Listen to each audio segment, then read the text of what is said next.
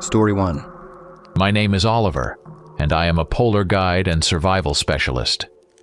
At 38 years old, I have seen and experienced much. The cold, unforgiving winds of Canada, the harsh expanses of Alaska, and the endless icy stretches of Siberia. I chose this profession because of my love for the wilderness and the adrenaline rush that comes from facing its unpredictable challenges. Living on the edge, where every step could be your last, is a unique feeling. Something not everyone understands, but it made me feel alive. I began working as a guide after spending several years in a search and rescue team on the Beaufort coast. It was there that I learned to survive in conditions where nature seems hostile and relentless, where one wrong move could cost you your life.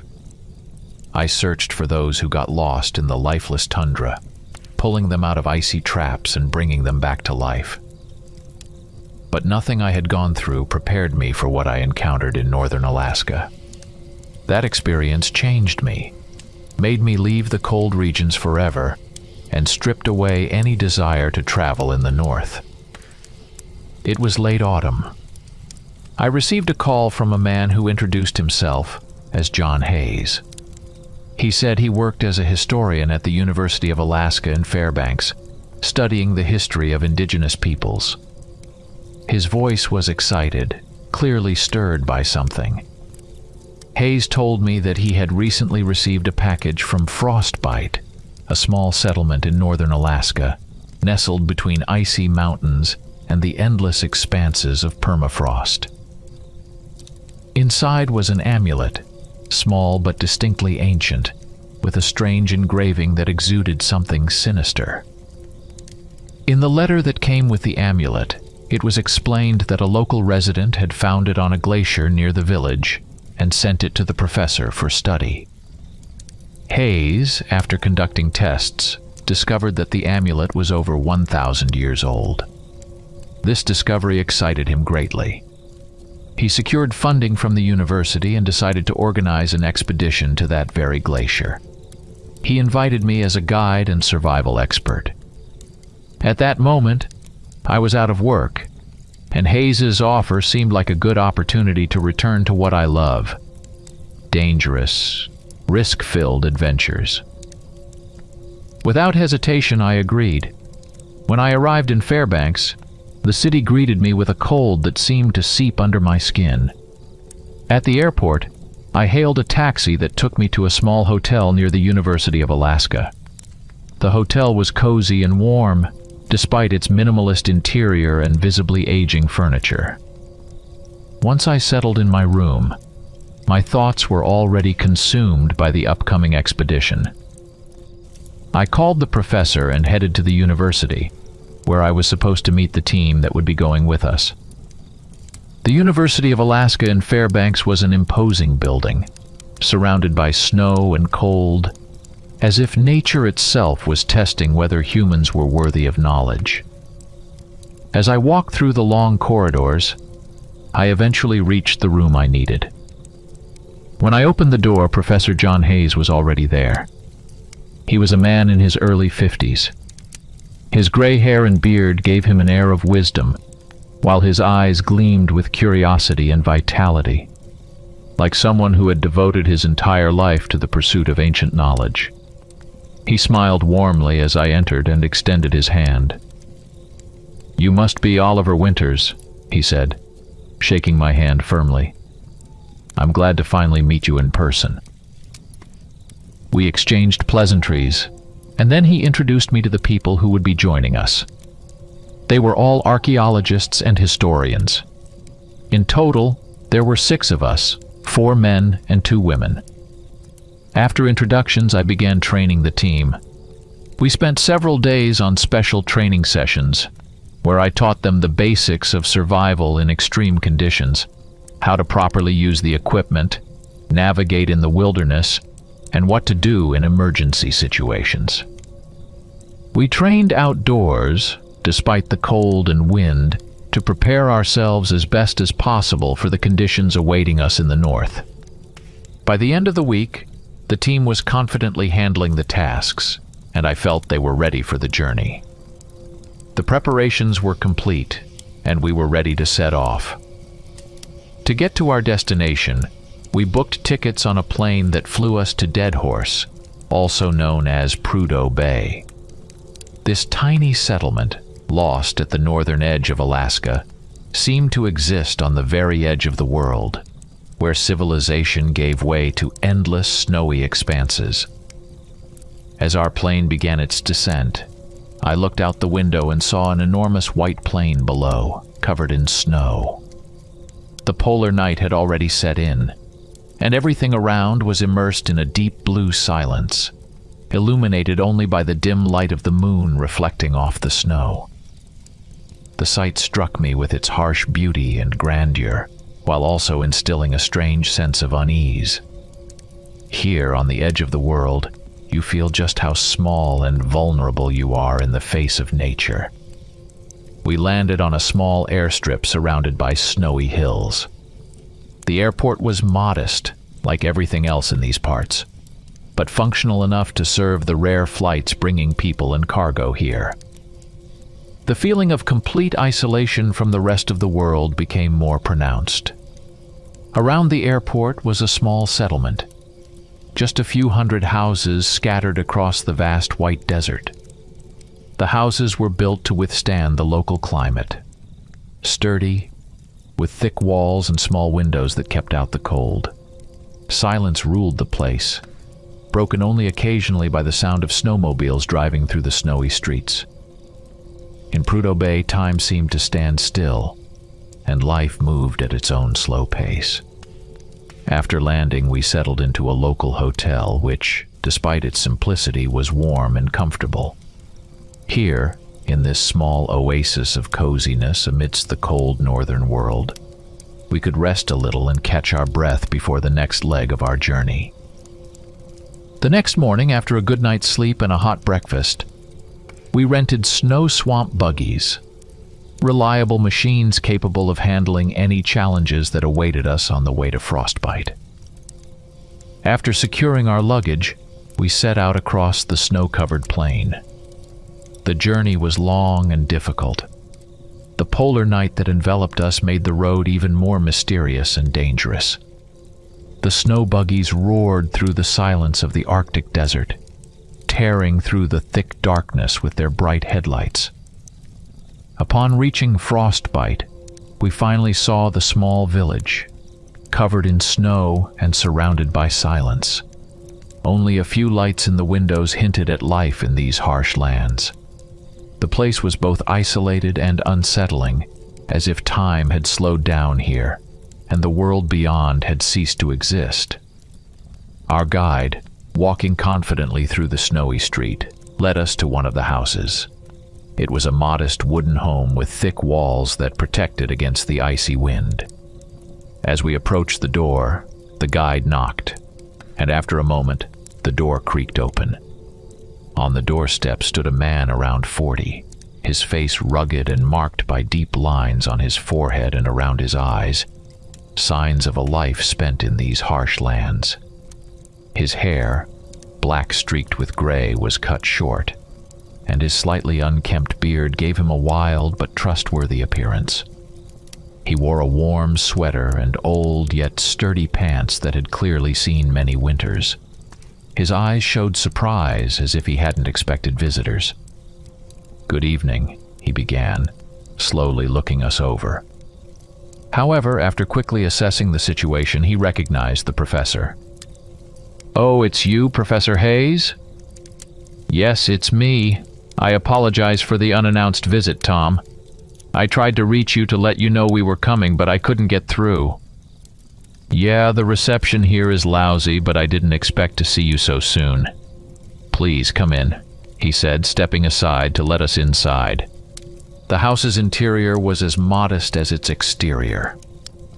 Rough wooden walls, untouched by repairs for many years, were adorned with a few old photographs and hunting trophies.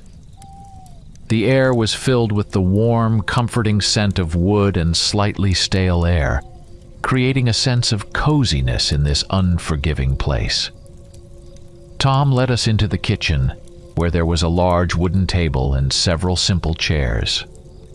The floorboards creaked beneath our feet, and the fire in the small stove crackled pleasantly, chasing away the cold we had brought in with us.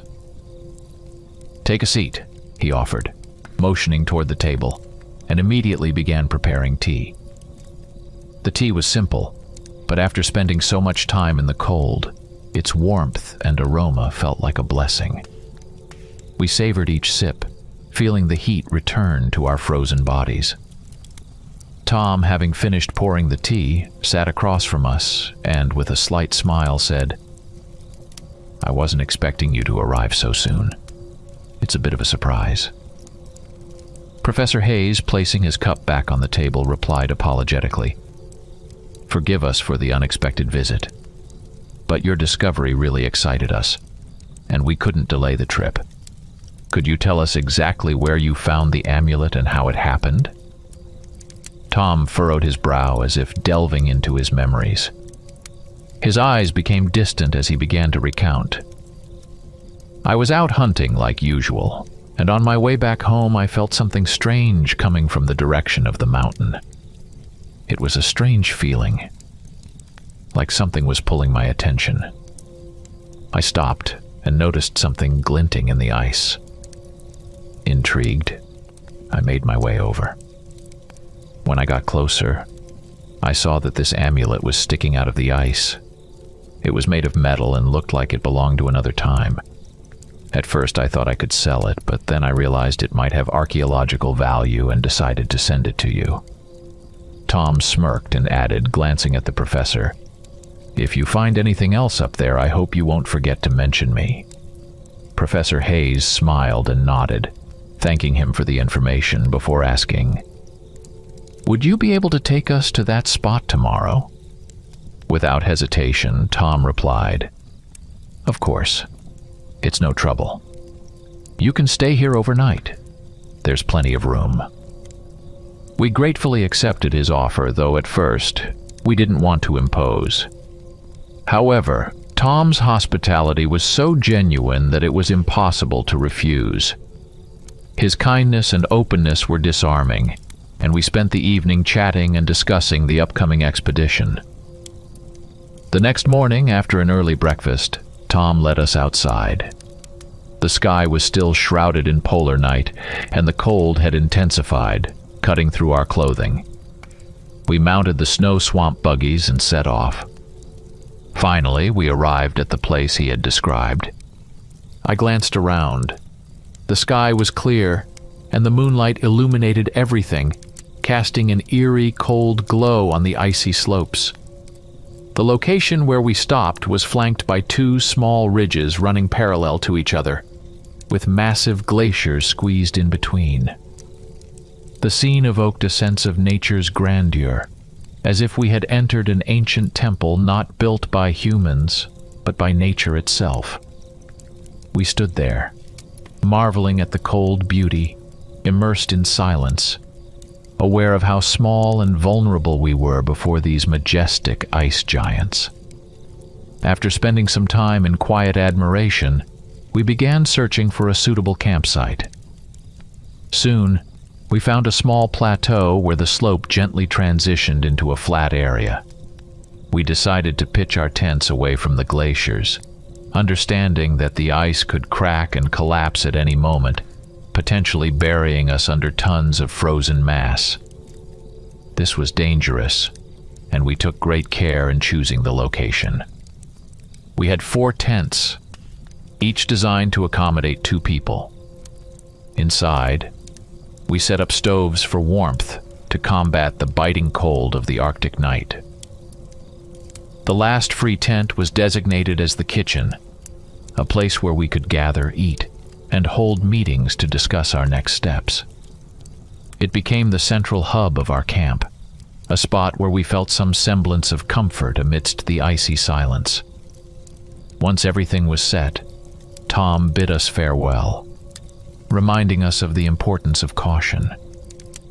He suggested we return to the village for help if necessary. We thanked him for his support and assistance. He was a kind man, but there was a flicker of concern in his eyes, betraying his worry for us. It was clear he didn't consider this place safe. Professor John Hayes, filled with impatience, barely said goodbye to Tom before heading off in search of more discoveries. I reminded him to be careful and handed him a signal flare, just in case something went wrong. The professor nodded, his eyes gleaming with the anticipation of a breakthrough, and he set off with archaeologist Michael Reed and historian Lisa Morgan. I remained at the camp with archaeologist David Miller and the professor's assistant Anna Johnson. The three of us began surveying the surroundings, trying to stay alert and listening intently to every sound in the cold night. The icy desert around us was both beautiful and ominous, as though it harbored secrets it was unwilling to share with humanity. We decided to explore the ridges towering over our camp. Climbing one of them, I surveyed the panorama before me. From this height, the view was stunning, yet it also evoked feelings of solitude and isolation. The endless stretches of white desert extended to the horizon, while the glaciers below resembled frozen waves of an ancient ocean trapped in eternal frost. This scene was at once magnificent and terrifying. We were surveying the surroundings, trying to find any traces that might lead us to something interesting. At first, we simply looked for unusual shapes or strange reflections of light on the ice. We paid close attention to every small sign that could indicate the presence of something ancient, perhaps hidden beneath layers of snow and ice. But no matter how hard we searched, the first day yielded no results. Professor Hayes, along with Michael and Lisa, returned looking just as disappointed. Their faces showed frustration, but it was part of the process. Success in exploration wasn't guaranteed on the first attempt. Everything seemed in order.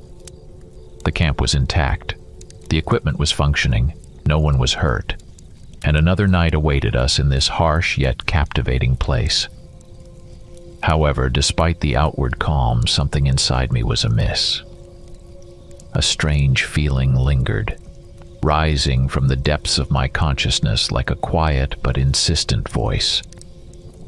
Late that evening, lying in the tent, I tried to make sense of this feeling. The cold air seeped through small gaps, but that didn't bother me. I was used to such cold. Outside, the wind gently rustled, playing with the snow, shifting it from place to place. Yet something continued to gnaw at me. After a long period of thought, I realized it was fear. A fear I couldn't explain or pinpoint. It wasn't the usual fear of being far from civilization. I had been in such conditions many times and knew how to handle nature's dangers. I wasn't afraid of the cold desert around us, the isolation, or any potential threats from the wilderness. But something deeper, more ancient and elusive, made me feel small and vulnerable. I tried to dissect this feeling, but every time I thought I was close to grasping it, it slipped away, leaving only a heaviness in my chest. I wanted to share this with the others, to talk about my thoughts, but as the leader of the group, I felt I couldn't alarm or burden them with my doubts. Next to me, David was quietly snoring, peacefully asleep, seemingly untroubled by the slightest concern. I envied his calmness and ability to fall asleep so easily in any setting. Soon enough, sleep overtook me too. But even in my dreams, I couldn't shake the sensation that something was off. The next day, we rose early, determined to continue our search. This time, Professor Hayes was with my team, as enthusiastic and energetic as ever, which never ceased to amaze me. Where did he find the strength? It was clearly his passion for history that drove him forward, allowing him to push through the cold, fatigue, and all the challenges. We walked along the glacier, carefully inspecting the surrounding slopes scattered around the area. Climbing the glacier itself would have been difficult, though I had brought climbing gear with me. Still, I didn't see the point. The weather favored us. Though it was still polar night, the moon shone brightly, casting a cold, silvery light over everything. It helped in our search, giving the illusion that life still lingered, frozen in time. We had covered about half a mile when suddenly we heard a shout. It was Anna. Her voice echoed across the icy wasteland, sparking hope and excitement in us that she had stumbled upon something significant. We rushed toward her, feeling our anticipation grow. When we got closer, Anna was already crouched over something in the snow, focused, her face a mix of surprise and expectation. As we approached, we saw it, a small stone grave marker, half buried in the snow. Its surface was covered in unknown symbols, strange and mysterious, as if they belonged to a civilization long forgotten. Professor Hayes froze in amazement. His eyes lit up like a child who had just found a long-awaited toy.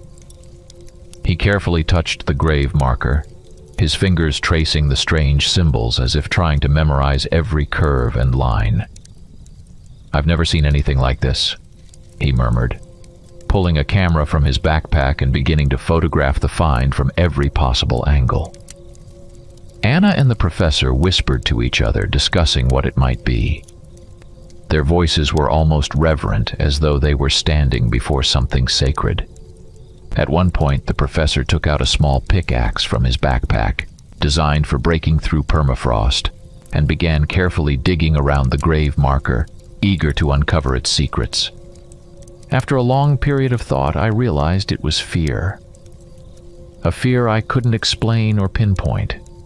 It wasn't the usual fear of being far from civilization.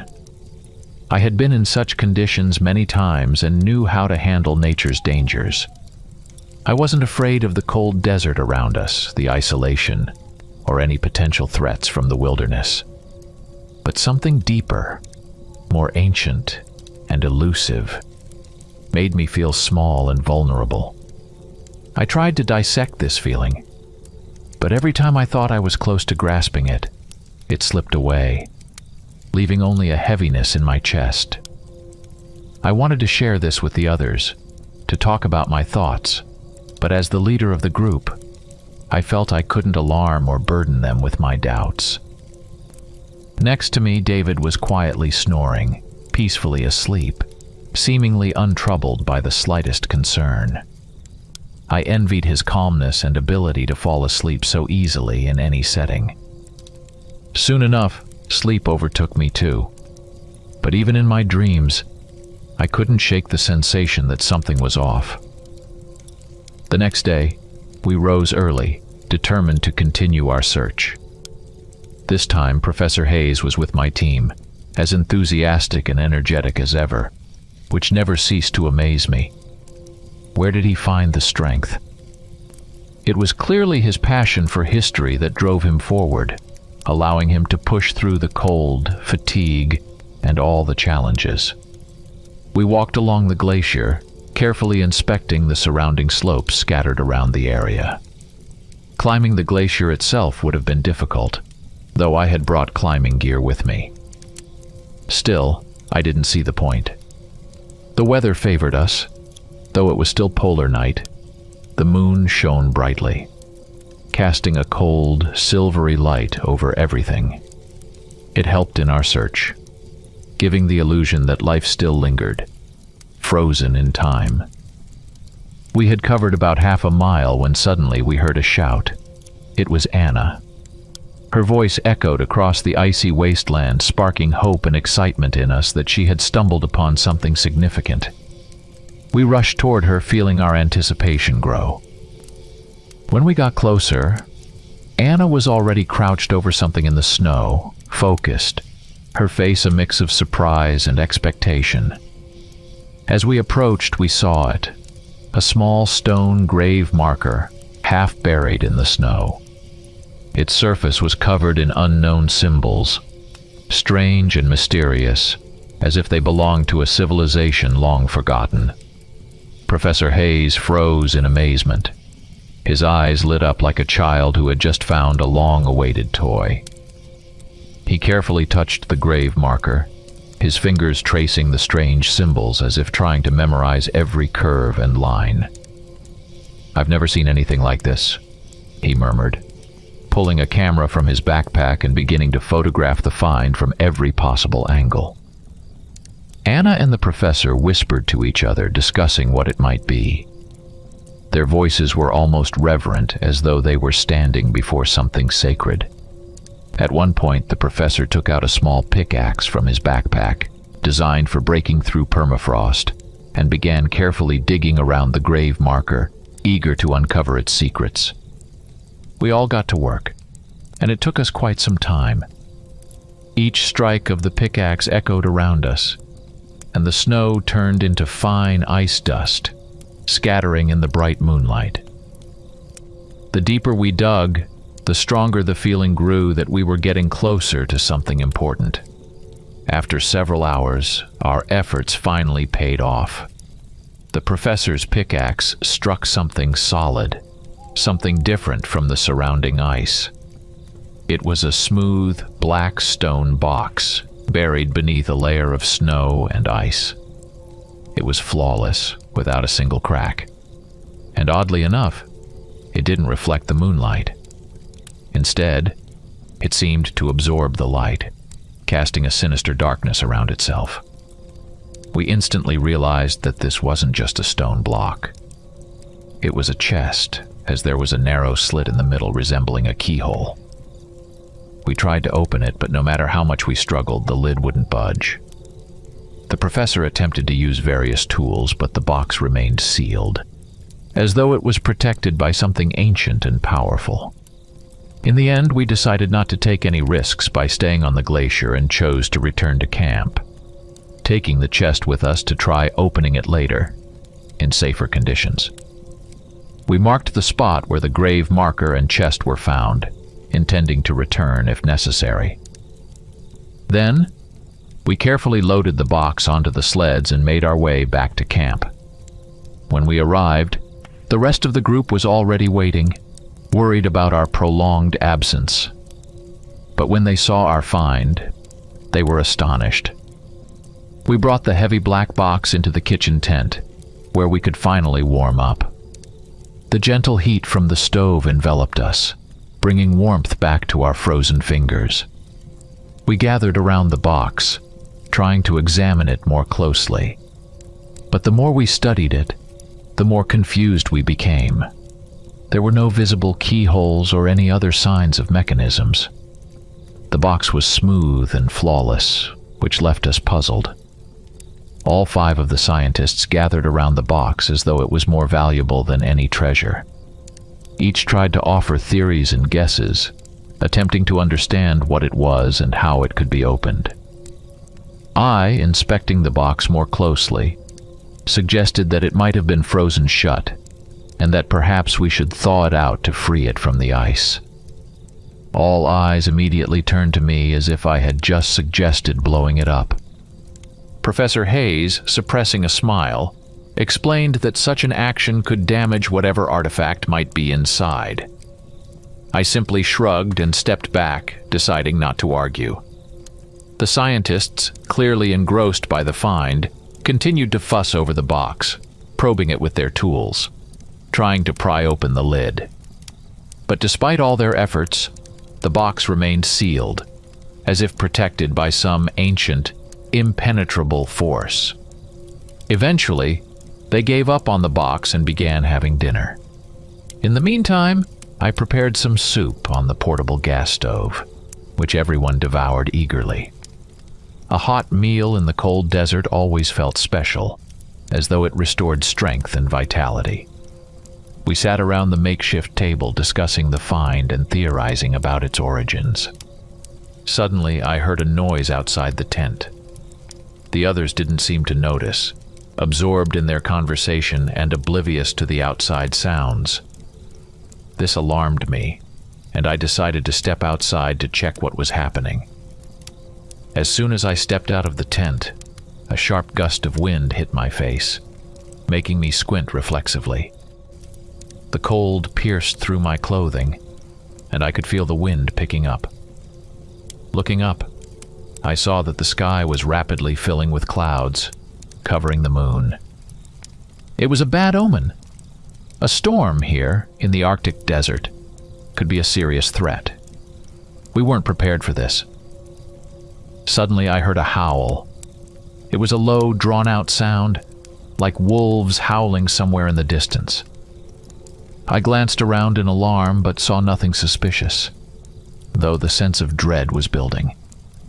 Earlier, I had asked Henry if there were any dangerous wild animals around, but he assured me that such predators' habitats were far from these parts, and they shouldn't be here. I stood still, listening to the surrounding noises. Maybe it was just a lone wolf that had wandered off.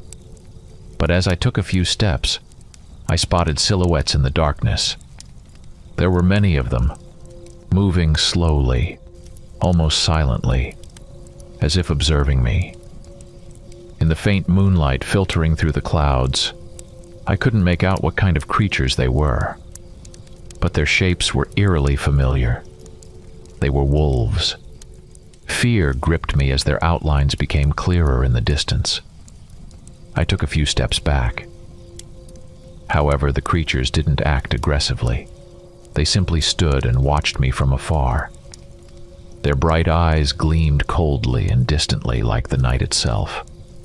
There was no hunger for blood in them, only something strange, almost cautious. I stood there, transfixed, unable to tear my gaze away when suddenly I felt a hand touch my shoulder. Startled, I spun around, bracing for the worst, but instead of a threat, I saw David. His face was filled with confusion, and he asked if everything was all right. My reaction had clearly puzzled him. Realizing it was only him, I exhaled, trying to calm my racing heart. My gaze involuntarily returned to where I had seen the wolves, but they were gone. It was as if they had melted into the night, leaving me uncertain. Had I imagined it, or was it real? "Did you hear that howl?" I asked David, hoping he'd confirm what I'd experienced. But David just shook his head, his expression growing even more bewildered. "No, I didn't hear anything," he replied, glancing at me with concern. "Are you sure you're okay?" What could it mean? I looked back into the distance, hoping to see those silhouettes again, but all that surrounded us was silence and darkness. The night had returned to its usual state, as if nothing had happened. The wolves were gone, and so was that feeling of an otherworldly presence. Only the cold wind and the deep silence remained. Not wanting to alarm David further or cause any suspicion, I took another glance around, but everything seemed peaceful. Without saying another word, I returned to the tent, where the others were still discussing our mysterious find as if nothing had happened. The night was restless. I tossed and turned in my sleeping bag, the cold seeping into my bones with every movement. Sleep wouldn't come. That strange fear which had first gripped me yesterday hadn't lessened. In fact, it had grown stronger with each passing hour, as if the darkness outside the tent was watching me, biding its time. I kept thinking about the wolves, or whatever they were, standing at the edge of my vision like shadows born from my imagination.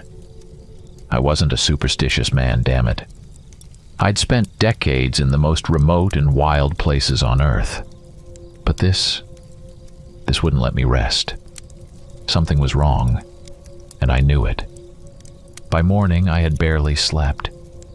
And when I heard the sudden scream that echoed through the camp, I leapt up instantly. My heart pounded in my chest, adrenaline erasing the remnants of fatigue. Rushing out of the tent, I looked around. The air was still, and the snow glistened silently under the pale moonlight. But the sound had come from the kitchen tent. Fighting through the snowdrifts, I burst inside and saw the others gathered around the box, which was now open. In the center stood Anna, her face pale, and one of her hands tightly wrapped in a bandage. She was clutching it with her other hand, her knuckles white. "What happened?" I asked, scanning her face and then the others, trying to make sense of the situation. Anna turned toward me, her eyes filled with a mixture of joy and fear. She winced, her hand trembling. I managed to open the box," she stammered, her voice weak, almost breathless. Professor Hayes, panting from having rushed into the tent, hurried over to her. His eyes lit up with excitement as he began bombarding Anna with questions, demanding explanations. After a moment, she started to recount the events. "I woke up early this morning. Just wanted a quick bite," she began, her voice shaky. "I grabbed a knife to cut some ham, but I accidentally cut myself. The knife was very sharp. The blood came out fast. I was looking for something to bandage my hand with when some of the blood dripped onto the box." She paused, glancing away as if embarrassed. Then something strange happened. The box absorbed the drop of blood, like it wasn't stone but a sponge. And then there was a clicking sound and the lid started to open on its own. I got scared and screamed. Silence filled the tent. Everyone listened to her story, which seemed impossible. Yet how else could we explain the box that had been locked tight now standing open before us? The professor was the first to break the quiet, moving closer and peering inside the box. "This is..." he trailed off, simply staring inside. I stepped closer, and what I saw made me freeze in place. Inside the box lay a bone. A human bone. A hand. Or maybe it wasn't human. I wasn't an expert in anatomy, but it looked disturbingly familiar. Its broken, weathered edges suggested that it had been there for a long time, perhaps centuries. But why just a hand? Was this a burial or some kind of ritual? Aside from the bone, engraved on the inside of the lid was a strange symbol, resembling an eye. This symbol seemed to gaze directly at us, watching our every move.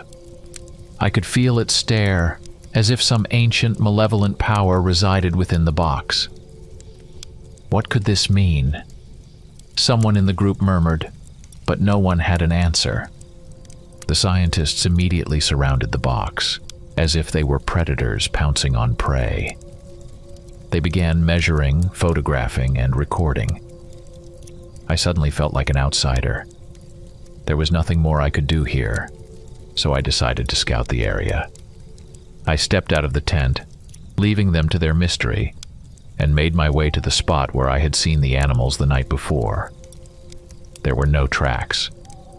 The snow was fresh, and even if something had passed by during the night, there should have been prints. But around me, nothing. It was as though I had imagined it all. And yet, I knew it had been real. I could feel it in every fiber of my being. When I returned to the camp, the professor beckoned me over. His face was tense but excited. He had decided we would continue the search. This time, I went with Anna and Lisa. Anna was talkative, her fear seemingly diminishing as she shared her thoughts. Lisa, on the other hand, remained distant, pedantic, and stern. As we walked, I mostly conversed with Anna. "Ever since we arrived here," Anna began, "I've had this strange feeling. I can't describe it." I listened to her silently because I felt the same way. Fear. That primal fear we usually bury deep within ourselves. But here, in this frozen wasteland, it clawed its way to the surface. "It's fear," I finally said. "I feel it too." Her face lit up as if my words gave her the explanation she had been waiting for. "That's it," she exhaled. "It's fear. But why?" I didn't have an answer. We continued walking, expanding the search radius. Suddenly, we stumbled upon another stone, covered with the same symbols as yesterday's find. Anna and Lisa were ecstatic, like children, and rushed to examine it, taking photos. They uncovered it, and to our surprise, the box beneath was larger than the first. It was more elongated, almost like a sarcophagus. We decided not to open it there. We took the find and returned to camp. When we arrived, the other group had already found 3 more boxes.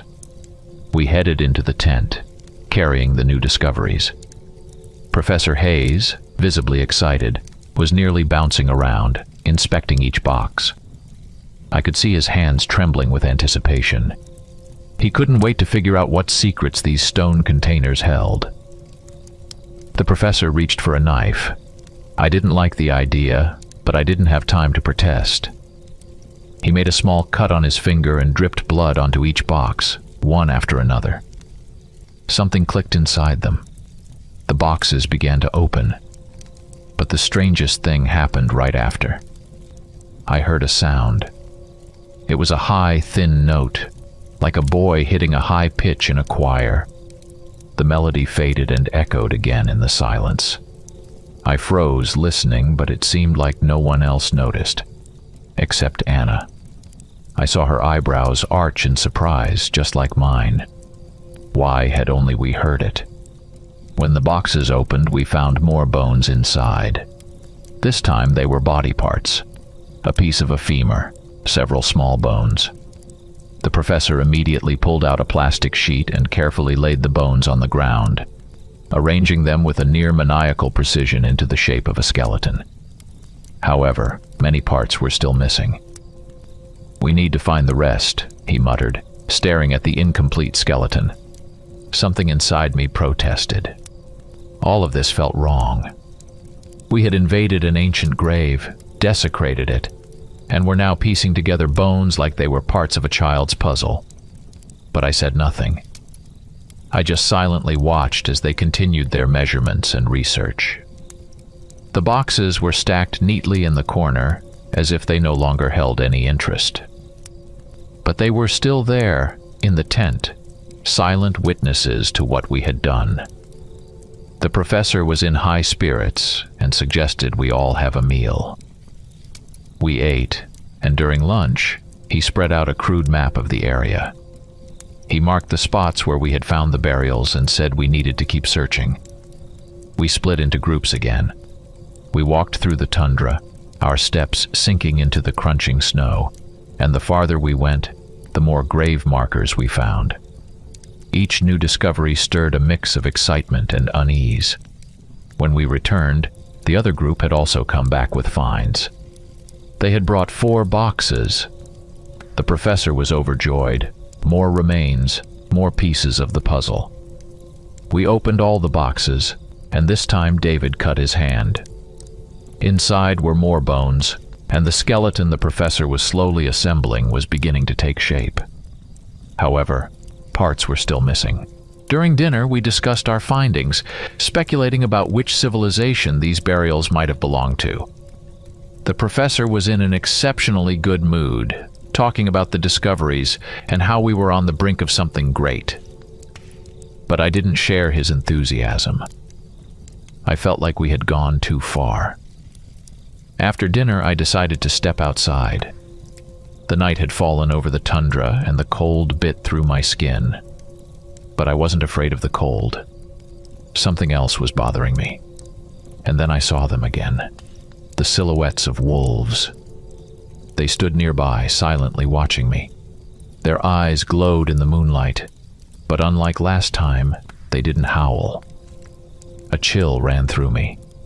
I didn't understand what they wanted. There was no sound, just their intense gazes fixed on me. I turned and headed back to the tent, feeling fear grip my body. "They're out there," I exhaled as I stepped inside. "The wolves. They're back." The others exchanged glances. We all stepped outside, and this time the others saw them too. I felt both relief and dread at once. I wasn't crazy, but these animals didn't leave. They stood still, like sentinels, watching our every move. The professor shone his flashlight at them, and their eyes glowed in response. We stood there, unsure of what to do. There was a palpable sense of danger in the air, and I was certain they might attack during the night. I suggested we leave, but the professor refused outright. "We're too close to a breakthrough," he said. "Maybe they won't attack. We have weapons, and if they do, we can defend ourselves." I knew that was arrogant. We did have a few rifles in the kitchen, but I wasn't fond of guns and never pulled them out unless absolutely necessary. To me, having a gun nearby meant it was bound to be fired, and not always at the right target. But now the situation was growing more tense. We kept watching the wolves, but they didn't move. It was as if they were guarding us, either protecting something or waiting. Finally, we decided to return to the tent. Outside, everything was silent when we stepped out a second time. The wolves had vanished, as if they had melted into the darkness. I sighed in relief, but the unease lingered. When everyone settled into sleep, I asked David what he thought of all this. "I don't know," he said, shrugging. "Let's deal with problems as they come." It was a sensible response. I tried to set aside my worries, but as soon as I closed my eyes, sleep overtook me faster than I expected, and my sleep was deep, as if a dark abyss had swallowed me whole. I had a chaotic dream. Images flashed before my eyes, like fragments of memories pieced together, but gradually, these fragments began to form something coherent. I saw a small tribe living peacefully in their village, going about their daily lives when suddenly they were attacked by outsiders. The clashing of weapons, the screams of women and children echoed. The village seemed on the verge of chaos and total destruction. The survivors, wounded and grief-stricken, fled into the forest, hiding in the shadows of the trees, vowing revenge. The scenes shifted, and suddenly I saw a shaman among the refugees. His old, withered face was full of fury and fear. He urged the people to do something terrible. They kidnapped several enemies, those who had spared none of their families. Bonfires were lit in the clearing, and I witnessed a bloody ritual. The shaman danced wildly, as if trying to summon an ancient, forgotten spirit. His hands trembled, and his lips whispered incomprehensible words. The flames burned brightly, but suddenly, without warning, the light dimmed, as if the night had decided to swallow their rage. I felt a chill and fear, just like those people whose faces twisted in horror in the darkness. It seemed they realized they had made an irreparable mistake. Then, through the silence, a roar broke out. It was wild, inhuman, and I felt something rush through the dark. Then came the screams. One by one, they pierced the air. This wasn't a battle. It was a massacre. I jolted awake, drenched in cold sweat, my body shaking as if gripped by a fever. I sat up, listening to my own breathing, trying to calm it down. Glancing around, I saw that David was still asleep, and I realized the night wasn't over. My heart was still racing, and my thoughts spun around the dream. What was it? A warning, or just a figment of my imagination? The dream felt too real, too vivid, to be merely the product of my mind. I dressed and stepped out of the tent for some fresh air.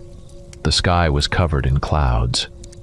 Yesterday they had blanketed the heavens as well, but by morning the sky had cleared, and I hoped we'd get lucky again. But now, as I looked at the clouds growing thicker and darker, I realized something had changed. The wind was picking up, and the sense of an approaching storm was becoming more palpable. I wandered around the camp, thinking about my dream, trying to understand where these images had come from. But the more I thought, the more a sense of foreboding took hold of me. Hours passed before the others awoke. When they emerged from their tents, it was clear that the clouds had completely blocked out the sky. The moonlight we had relied on for our search was gone. Now we were enveloped in total darkness, as if nature itself had decided to stand in the way of our expedition. We gathered for another meeting, and the professor made a suggestion that I immediately disliked. He proposed that we split up and search alone to speed up the process. I instantly objected, refusing to allow such a plan. My heart raced as I told them that I was responsible for their safety. Sending people out alone into such a hostile environment seemed like pure madness to me. I looked at the others. No one except Anna seemed particularly concerned. It was clear that the others were tempted by the possibility of finishing the search faster. Anna stood a little to the side, clearly frightened by the prospect of going alone, but she said nothing. I suggested that at the very least we should split into pairs. This proposal was met with approval, and I breathed a small sigh of relief. Anna and I formed our group, while the others split into pairs. As much as I hated to admit it, dividing into groups paid off. Over the course of the day, we collected many bones. The professor, filled with excitement, mentioned that the human body has 206 bones. We had gathered fewer than half. There was still a lot of work ahead, but progress was evident. The weather continued to worsen, and we constantly recharged our flashlights. But the search slowly but steadily advanced. Within a week, we had almost completed the skeleton. Every evening when we returned to camp, we saw those wolves. They still watched us from a distance, never coming closer. They were like ghosts, shadows in the polar night, predators lurking in the darkness. It happened on the 7th day. We returned to camp, exhausted but satisfied with our new findings. However, we quickly realized that David and Lisa hadn't returned. My heart sank, and the anxiety grew with every passing minute. We decided to wait a little longer, hoping they would show up soon. But an hour passed, and they were still missing. That's when we decided to go out and search for them. We wandered through the hills, trudging through snow and ice, scanning the glacier, pushing deeper and deeper into the unwelcoming wasteland. Our flashlights cast faint beams into the darkness, and finally, in the distance, we spotted a dim light. It was our colleagues. We hurried toward them, quickening our pace. As we got closer, we saw they were carrying boxes. An unsettling feeling crept over me. Something wasn't right. The whole scene felt off, but I couldn't quite put my finger on it. When we approached, David noticed us and apologized. He said they had found the boxes late and decided not to leave them behind. I held back my initial impulse to argue, but something about his tone and demeanor seemed out of place. We returned to camp, where we could finally rest for a bit. The rest of the day was spent opening the remaining boxes and assembling the skeleton. Anna began carefully counting the bones and suddenly furrowed her brow. "There are 220, she said, but the human body only has 206. This didn't alarm me much, as I wasn't an anatomy expert, but something about it did catch my attention. The skeleton we had assembled looked not quite human. There was something off about it. I noticed strange curves and unusual proportions. "This skeleton doesn't look human," I pointed out to the others. They nodded silently, clearly having noticed the same thing. The professor proposed a theory. It could be a primate. Look at the hands. Humans don't have claws like that, and the jaw, the teeth are too sharp. And the structure of some parts of the body is different. We exchanged glances. We were still guessing what kind of creature we had pieced together. The professor was right. It definitely wasn't human. But without a skull, the full picture remained unclear. We had dinner, discussing our findings and speculating about what ancient being could have been buried here. When we finally lay down to sleep, I turned to David to talk about the day. But his responses were off. He spoke little, in monosyllables, and his voice sounded strange, as if he was no longer present inside himself. I still couldn't shake the strange feeling I had when I saw them in the distance. Something was wrong with David, and it made me feel on edge. The next day, we set out to search for the missing skull. The day dragged on, long and exhausting, but to our disappointment, the search yielded nothing. When we returned to camp, we were greeted by something so horrifying that I wanted to grab the snowmobiles and leave everything behind, escaping this place without looking back. Anna and I arrived first and waited for the others. After a while, the professor and Michael returned, followed by the remaining members of the expedition. We discussed the day's events and, despite our fatigue, decided to have dinner. But the moment we stepped into the tent, a strange smell hit our noses. It was an unpleasant, heavy odor that I immediately recognized. It reminded me of the time I visited a slaughterhouse, a thick, oppressive smell of meat mixed with blood. At that moment, Anna let out a scream. I followed her gaze and saw something that made me freeze in place. My heart dropped, and my skin prickled with goosebumps. I nearly lost consciousness from the sight. The skeleton that had been lying on the tarp in the corner of the tent was no longer just a skeleton. Muscles and tendons had begun to form on the bones, as if something was trying to regenerate the body. It was only in the early stages, but it was terrifying to see. Fragments of flesh slowly wrapped around the bones, connecting them together. It was as if we were witnessing the skeleton come back to life. I looked around, and what I saw on the faces of my colleagues amplified my own sense of dread. The professor, usually calm and composed, looked utterly confused, his face twisted in fear. Michael was on the verge of panic, clearly ready to bolt out of the tent, but I noticed that Lisa and David remained eerily calm. Their lack of reaction scared me the most. Why weren't they reacting? Why were they so calm? We stood there, unable to tear our eyes away from this creature, which continued to transform before us, trying to comprehend what was happening. What we were witnessing defied everything we knew. It was beyond reason and scientific understanding. I didn't know how to respond or what to do next. "What the hell is happening?" I finally asked, breaking the tense silence.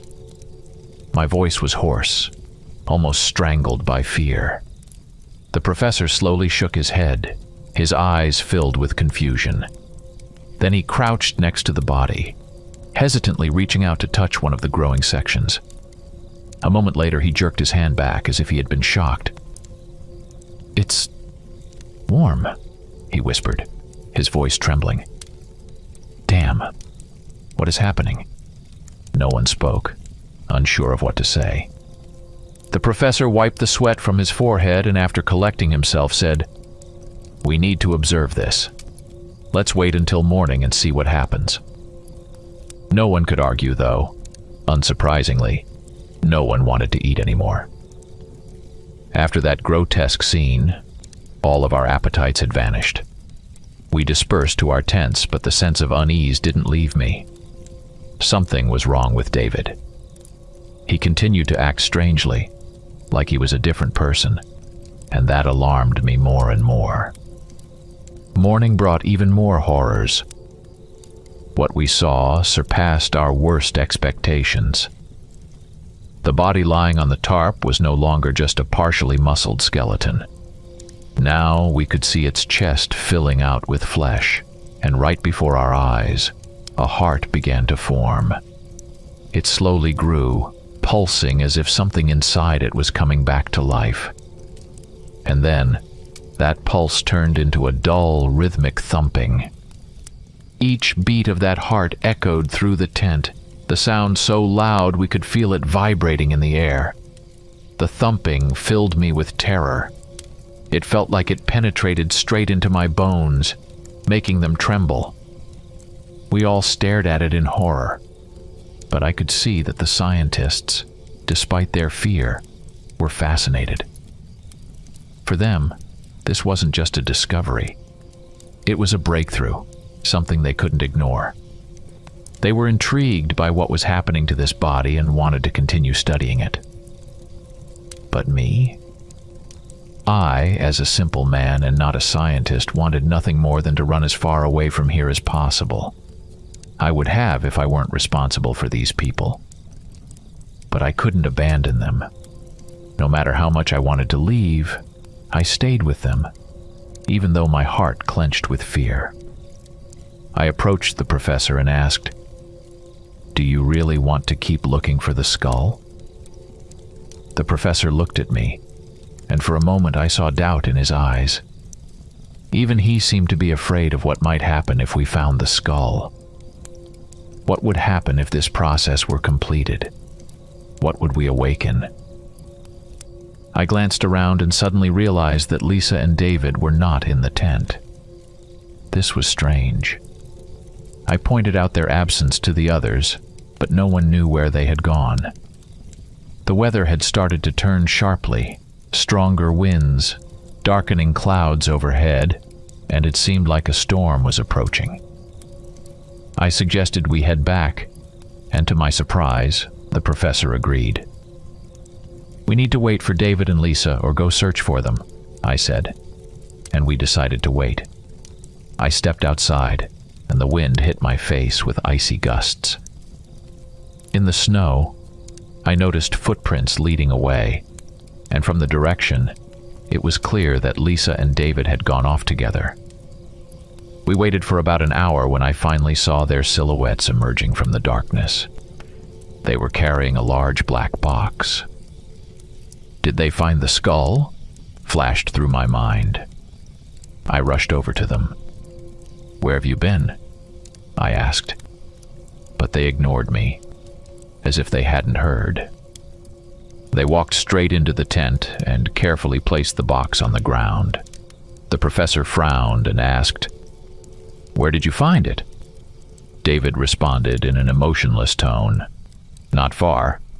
Sorry, Professor, but we were curious about it." The professor's frown deepened as he examined the box with concern. "We're not opening it," he said sharply. "Why not?"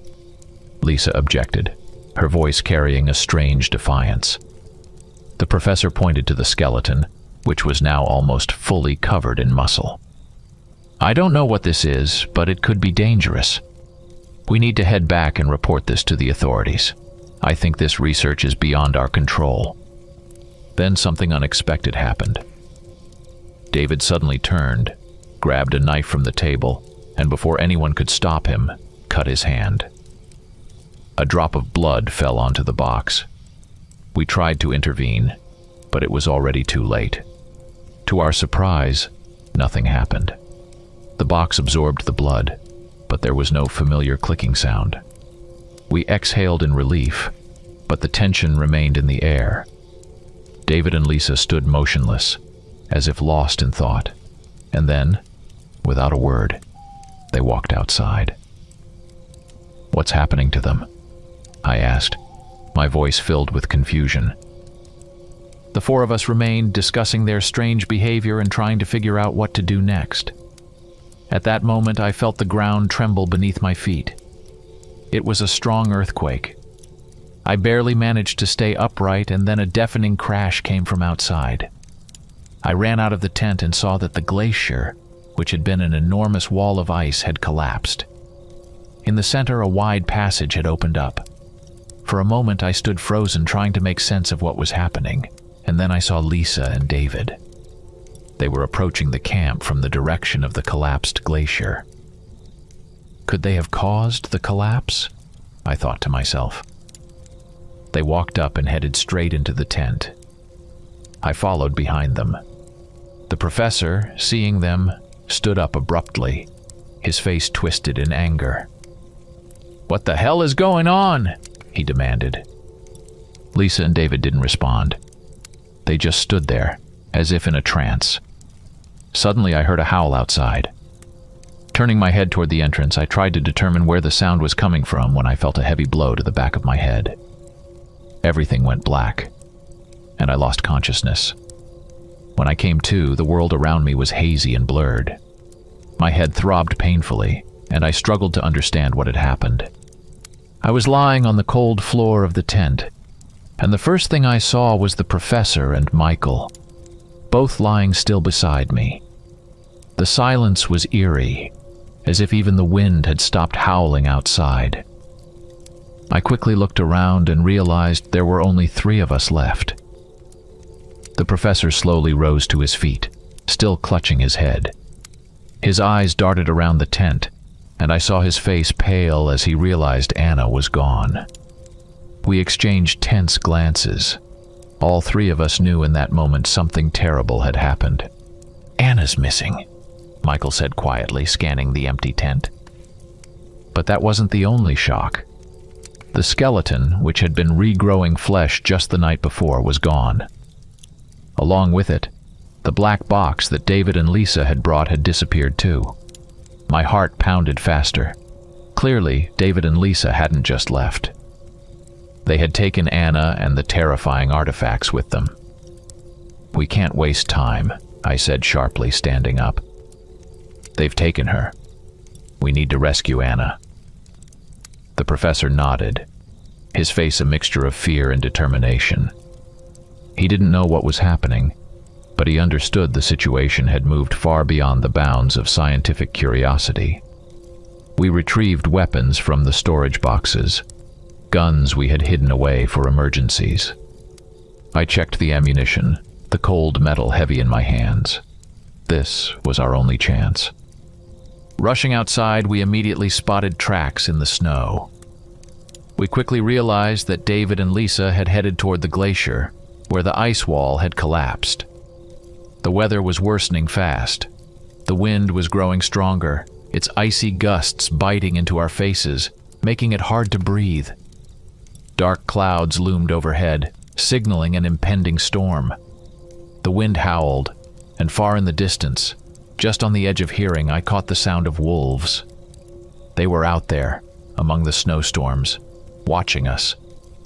We pressed forward, battling the snow, until we reached the massive opening in the glacier. It was a gaping breach, like a gateway to another world. The ice around it shimmered with an eerie glow, reflecting the light of our flashlights. But beyond the entrance was pitch-black darkness. Steeling ourselves, we stepped inside. The icy walls echoed the sounds of our footsteps, creating a chilling reverberation. Inside, it was surprisingly quiet, as if the world outside the glacier was far away. We moved forward, lighting the way with our flashlights, and soon realized that the corridors inside the glacier weren't natural. They were strangely smooth, as if someone, or something, had carved them with precision. The walls seemed unnaturally even, almost as though they had been crafted with tools rather than shaped by nature. The corridors twisted and turned like a labyrinth, but we pushed on, following David and Lisa's tracks. At times it felt like the path would end, but then it would open up again before us. Gradually, the air grew colder, and the walls became even smoother. Eventually, we came to a massive door carved directly into the ice. It was made of ice but looked ancient, as if it had been created thousands of years ago. It seemed as though something powerful and ancient lay hidden behind it. We cautiously pushed it open and stepped inside. The room beyond the door was enormous. The ceiling disappeared into the darkness above, and the walls were covered in strange symbols I couldn't understand. In the center of the room stood a massive altar shaped like a throne, carved from a block of ice. Seated on it was a body, or perhaps it would be more accurate to say it was sitting. On its lap rested the black box, the one with the skull. Standing next to it were Lisa and David, with Anna held captive by David, a knife gleaming in his hand. I froze for a moment, unable to believe what I was seeing. Lisa's face was calm, emotionless, as if she had accepted her fate. David, on the other hand, looked as though he were in a trance, his eyes empty of any expression. Grabbing my rifle, I aimed it directly at him. "Let her go!" I shouted, feeling the cold metal in my hands give me a sense of control. But he didn't react, as if my words were nothing more than empty sounds to him. Then I slowly turned the barrel of the rifle and aimed it at the body lying on the altar. Its chest was almost fully covered in muscle, and the heart was pulsing visibly. "If you don't let her go, I'll shoot it right in the heart," I threatened, my sights set on the throbbing organ. Their faces flickered with surprise and, finally, fear. My threat had an effect. Lisa and David clearly hadn't expected this turn of events. Finally, Lisa released Anna, and she collapsed forward.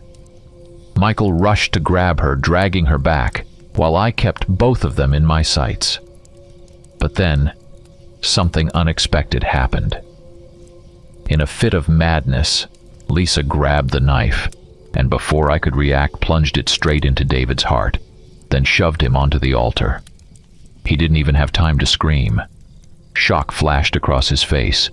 He clearly hadn't expected her betrayal. He clutched at the knife, and blood immediately gushed out, spilling down onto the black box. The box greedily absorbed the blood as though it was fueling its dark power. "No!" I shouted, but it was too late. Soon, a familiar clicking sound echoed in the air. The box began to open. Lisa, pushing the dead body of David aside, reached into the box with ease and pulled out the skull. I barely had time to notice that it wasn't a human skull. It resembled that of a wolf, but much larger and more terrifying. Slowly, almost reverently, Lisa placed the skull on the body that had nearly completed its transformation into flesh. Then, something horrifying happened. Lisa stepped back, gazing at the body as if expecting something. We all watched, unable to look away. The body rapidly began to grow muscles and skin, and then fur. It was happening at an unbelievable speed. Right before our eyes, a nightmare unfolded, as if an ancient beast was clawing its way out of the icy depths of hell. What stood before us was an enormous creature resembling a wolf, but there was something unmistakably inhuman about it. Its massive paws were covered in thick fur, and its claws, sharp and curved like knives, gleamed in the dim light. The massive form, sitting on the altar, seemed to preside over the icy throne, with its eyes still closed. I froze, feeling my heart pound wildly in my chest. We needed to do something. I knew that if we stayed here a second longer, this monster would wake, and none of us would leave alive. I ran to Lisa and struck her on the back of the head. She crumpled to the ground unconscious, and without wasting time, I threw her over my shoulder. "Run!" I shouted, and we bolted for the exit. Anna had regained consciousness, and though shaky, stumbled after Michael, who was supporting her. We sprinted through the glacier's corridors, as if pursued by the devil himself. Lisa was light on my shoulder, but I knew she was still under the control of that dark force, and I couldn't leave her behind. As we fled the chamber, I glanced back one last time, and what I saw made my blood turn to ice. The wolf beast, which had only moments ago been a lifeless body, opened its eyes. Those eyes, burning bright like flames, were filled with hatred and a thirst for blood. They were the eyes of an ancient evil, awakened after centuries of entrapment. My heart froze in my chest and panic gripped me instantly. "Faster!" I yelled. I knew we had no time. We raced down the icy corridor, our footsteps echoing loudly, as if something unseen and terrible was chasing us. The cold bit through to our bones, and our breaths came out in thick clouds of steam. The corridor seemed to stretch on forever, narrowing as we ran, and I could feel the creature could be upon us at any moment, its claws scraping the icy floor, its breath close behind. But at last, the corridor ended, and we burst outside. The freezing wind slammed into our faces, and the storm had intensified. The wind howled like a living entity, throwing icy needles at us. The sky was completely shrouded in clouds, and it seemed as if the very elements had gone mad. I felt something tug at my leg as Lisa suddenly woke up. She began to thrash wildly in my arms. I struggled to hold on, grabbing her shoulders and pulling her back, but she was feral, like a wild animal. Her eyes gleamed with madness, and with terrifying strength, she broke free from my grip. She collapsed into the snow, sending up a cloud of powder, but quickly scrambled to her feet and bolted forward, not looking back. Moments later, we heard a roar, an awful, menacing roar that chilled our blood. And then came the scream. Lisa disappeared into the storm. "We don't have time!" the professor yelled. I knew he was right. We couldn't afford to stop. The snowmobiles weren't far, and if we didn't reach them now, we'd never make it out. We ran, our legs sinking into the snow while the storm blinded us. Suddenly, the silhouettes of wolves appeared ahead. There were more of them now, and they were ravenous, their yellow eyes gleaming in the blizzard. I swung the rifle around and fired. The sound of the gunshots mixed with the howling wind, and the bullets tore through the snow. One wolf collapsed, but the others kept coming, gaining speed. "Hurry!" Michael shouted, and we sprinted toward the snowmobiles. I leaped into the driver's seat and slammed the door as Michael fired up the engine. The machine roared like a beast, and we hit the gas. Snow flew up behind us as the snowmobile lurched forward, gaining speed. The wolves chased us, their paws gliding across the snow, but they didn't slow down. In the distance, something enormous appeared. The creature with the wolf's skull stood in the storm, watching us. We all knew that if it decided to come after us, we wouldn't stand a chance. But to our surprise, it didn't move. It stood still, as if something held it back. Perhaps some power not fully awakened yet. Or maybe it had already fed and was satisfied with one sacrifice. The engine roared as the snowmobile plowed through the swirling snow, and soon the wolves began to fall behind. We broke free from the icy grip of the storm, and suddenly the realization hit us. We had survived. Somehow, we had made it. None of us knew why, and none of us could fathom what that creature had planned. Perhaps it had consumed Lisa, or maybe its full strength hadn't yet been restored. But we weren't about to stick around to find out. Hours later, we arrived in Frostbite, exhausted but alive. The first thing we did was notify the authorities about everything that had happened. The next day, a team was dispatched to investigate the site, but by the time they arrived, there was nothing left. No bodies, no traces of Lisa or David. It had all vanished, like a nightmare. The professor was devastated. He understood that we had unleashed something that should have remained sealed. We didn't know what the future held, but everyone could feel it. Something terrible had been set free. Perhaps long ago, someone had trapped that creature to prevent it from ever escaping, and we, driven by our thirst for knowledge, had broken the seal. From that day forward, it became clear that these lands were no longer safe. The creature was still out there, somewhere in the vast, white wilderness of the frozen expanse. And what it would do next, no one could predict. Story 2. 70 miles left to Lisonville. 70 miles. The cheerful, smiling truck driver, Harry, whom Tony had stopped on the road, could only take him as far as Winhead. From there, Harry's white and red Kenworth truck was turning west and heading off to good old Oklahoma. But that was fine with Tony, From Windhead to Lisonville was just a hop, skip, and a jump. Tony cheered up. The endless plain under the scorching rays of the summer sun no longer seemed monotonous to him.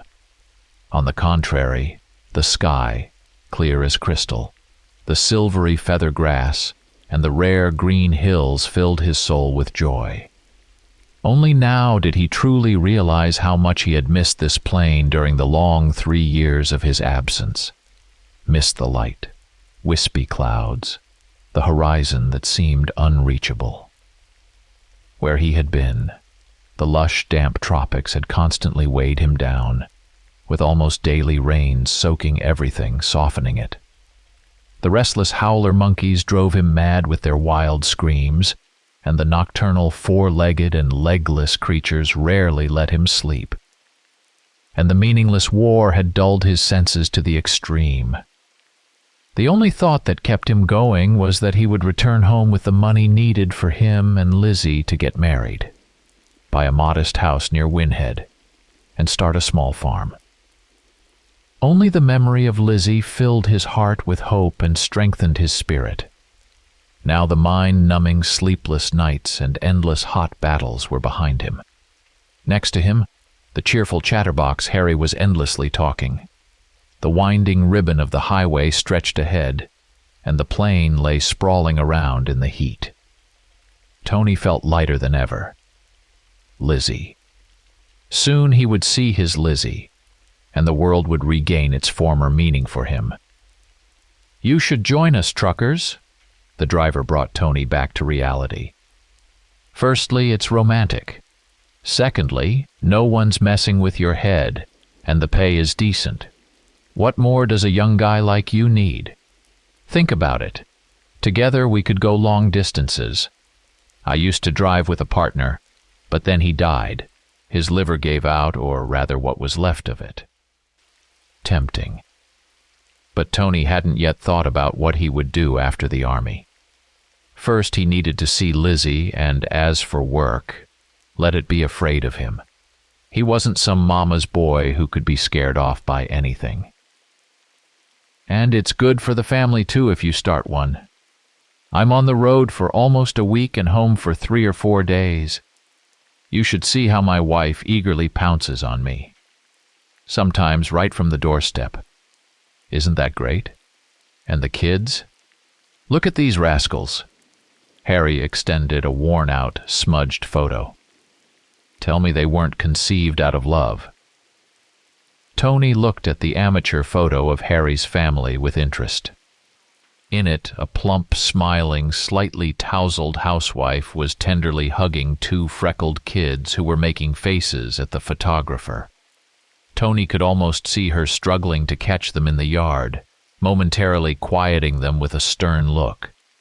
But they would continue to tease and pinch each other behind her back. No. Tony hadn't thought that far ahead yet, although he was sure that his and Lizzie's kids would be very beautiful. Nature hadn't skimped on Lizzie's beauty. Her eyes alone, as blue as a clear sky, were worth it. At the thought of his girl, Tony's heart began to pound. When would this long, exhausting journey end so he could see her again? Tony could hardly wait. But finally, there was little, modest Windhead, one of hundreds like it in this part of the state, with its familiar buildings that hadn't changed at all in the 3 years he had been gone. Time seemed to have stood still here. Harry gently slowed down at the town's entrance, said goodbye to Tony like an old friend, wished him luck and a safe journey, then turned left onto the highway bypassing Windhead. Tony headed towards the center, hoping to find a ride to take him further to Lisonville. The long road had worn him out. In the central square near the local bar, about a dozen cars were parked, likely their drivers inside having lunch. Not surprising, since it was past noon. Tony, not thinking twice, headed straight there. After the long journey, he was also hungry.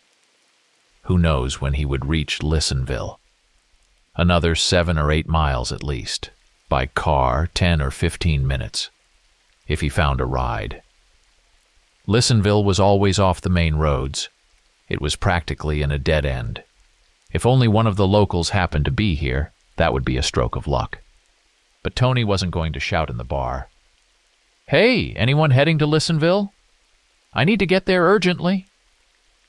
That would be silly. People would look at him like an idiot, and showing off was never welcome here. Tony sat at one of the free tables. A young waitress, reminding him of Lizzie, approached. Lizzie also worked as a waitress when he met her. The girl smiled sweetly at Tony and asked what he wanted. Tony asked what they had. The girl told him, maybe eggs and bacon and a beer. "Would you like me to bring the beer while the eggs are being prepared?" Tony sensed that the waitress liked him, but he was only thinking about Lizzie waiting for him in Listenville. "Yes, please," he said, and the girl returned to the counter. While waiting for his meal, Tony looked around. A transient cafe, always sparsely populated with one or two local regulars, the rest travelers, either tourists, truckers, or sometimes hitchhikers. Tony needed drivers. He picked out 3 or 4 guys that seemed promising and decided to ask them for a ride to Listenville after his meal.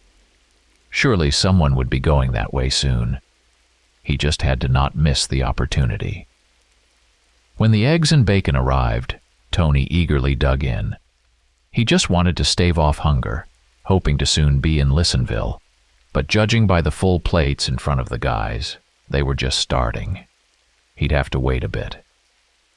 Although, Tony finished his meal, drank his beer with satisfaction, got up from the table, and slowly approached the bartender. The bartender, a stocky, squat man with a mustache, looked at him questioningly. "There are several cars parked near your bar," Tony began hesitantly. "Do you know if any of them are heading to Listenville?" The bartender looked at him as if he were half crazy and said nothing. "I mean," Tony tried again, "is anyone going to Listenville?" "Where are you from, son?" the bartender suddenly asked. "And why are you heading to Listenville?" "I have a girl there, Lizzie Crawford. Maybe you know her." The bartender gave him a suspicious look, then said reluctantly, "I don't know anyone there, and I don't want to. And I wouldn't advise you to go there if you haven't been there for a while." "Why?" Tony didn't understand. "Just because," the bartender snapped, making it clear the conversation was over. "Are you ordering anything else? No? Then hit the road and get out of here while you're still alive." The bartender stared Tony straight in the eyes. Tony turned away, trying to make sense of what he had heard. Why was he so adamant? And why did he want to scare him away from Listenville? While you're still alive. It was strange to hear such words from a law-abiding citizen. Are we in some slaughterhouse? Or is there a war going on? Outside, cars were peacefully parked, their drivers calmly eating their meals. Maybe Tony had missed something when entering Windhead, and there was an invisible front line here? Apparently not, and seasoned veteran Tony Wright could smell war from a mile away. Tony wanted to ask something else, but as soon as he turned to the bartender and opened his mouth, the bartender cut him off. "Are you ordering anything else?" "No." "Then hit the road." Tony resentfully threw a few coins on the counter and asked, "Is this how you greet everyone in Windhead?" The bartender looked at him from under thick eyebrows and said, "Everyone heading to Listenville." "Got it," Tony said, and dejectedly headed for the exit. The waitress looked at him with pity. The bartender snapped at her. "What are you staring at, fool? Go to the kitchen and wash the cups." The girl obediently left the room. At the door, Tony bumped into a fat policeman coming into the bar, with large drops of sweat streaming down his face. The policeman was wiping it off with a big dirty handkerchief. Giving Tony a fleeting glance, he approached the bar and asked the bartender to pour him something cold. The bartender leaned close to the policeman's ear and whispered something quickly. But Tony didn't care what they thought of him. He hadn't done anything wrong, and they had no reason to pick on him. Nevertheless, the policeman watched him intently as he left. Tony felt it on his back, but didn't turn around. Outside, near an old dusty Ford truck, he saw a gray-haired man in a red checkered flannel shirt and blue jeans. He was probably the driver, wiping the rearview mirror with a soft cloth, seemingly preparing to leave. Tony approached him. "Are you by any chance going to Listenville?" The driver looked at him warily. Tony asked again, "I need to get to Listenville. Do you know anyone heading that way?" The driver got into the cab, slammed the door loudly, turned the ignition key, and then said to Tony, "Nothing's been going to Listenville for half a year." He started the truck and drove off, leaving Tony in a cloud of dust, bewildered. How can that be? Tony thought. Could Listenville not exist anymore? Although no one told him it had disappeared, everyone became strange at the mere mention of the town.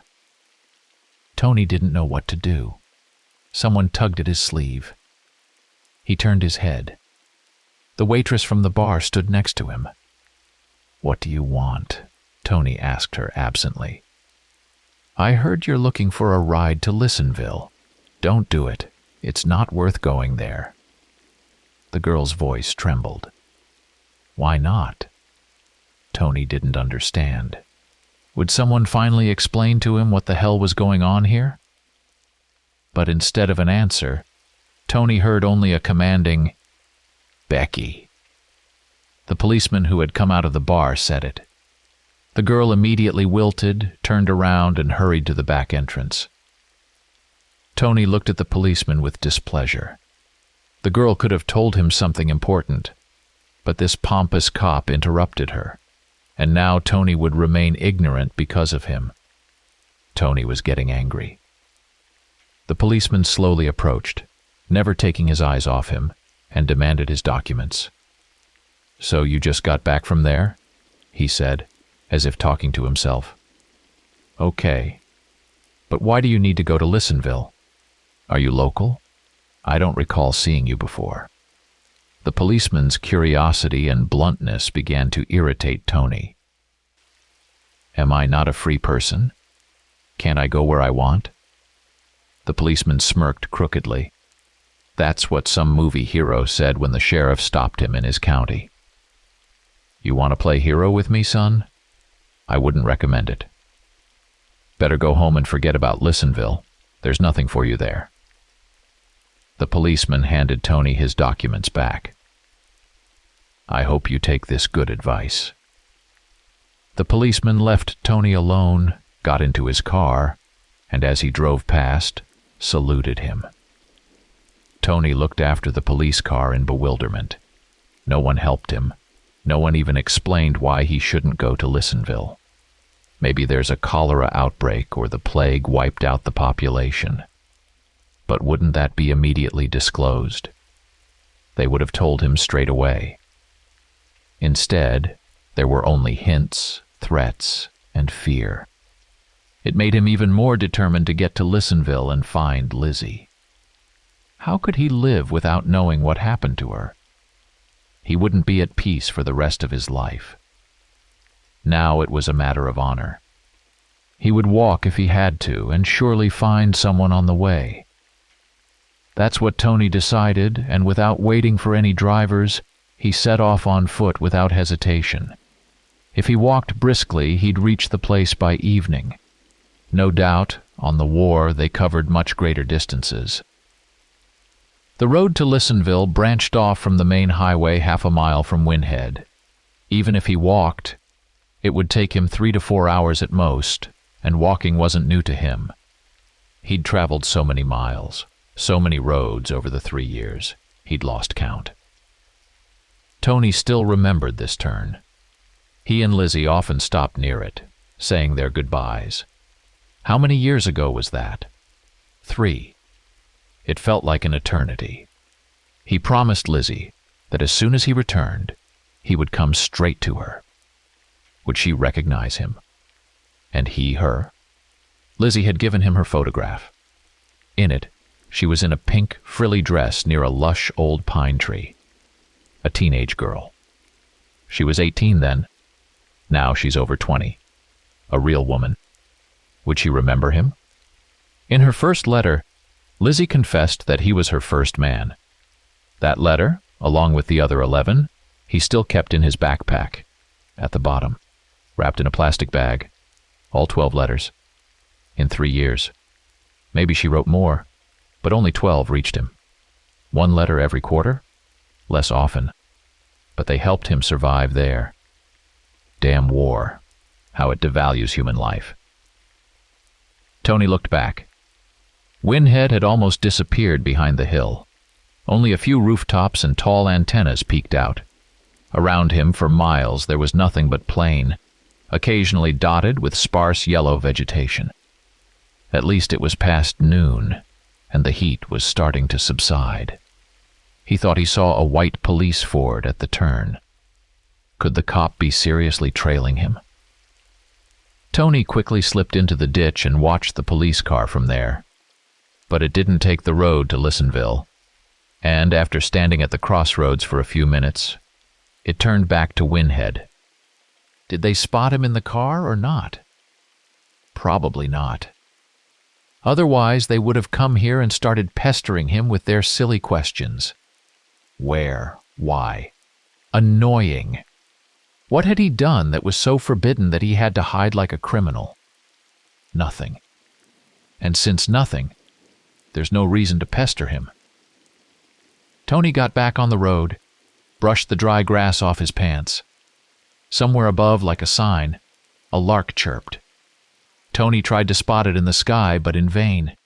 It seemed to blend with the velvety blue, and even the light white clouds appeared motionless. He had to keep going. It would soon get dark, and he didn't want to spend the night in the plain. Tony quickened his pace. He was already eager to see Lizzie as soon as possible. The closer he got to Lissenville, the more confident he was that Lizzie would recognize him immediately. She just couldn't not recognize him. After all, he was her first man. The small, squat houses of Lissenville, surrounded by sparse greenery, appeared around 6 in the evening. Tony felt a surge of warmth and recognition. This town wasn't his home, but it had become a part of his soul because his girl, Lizzie Crawford, lived here. And he had no doubt she had been waiting for him all these long, terrible 3 years. 3 years. For some, they flew by like 3 days. For others, like 3 weeks. Tony seemed to remember every day of those years. Every day. Tony entered the town. Lissenville hadn't grown at all in the 3 years he had been away.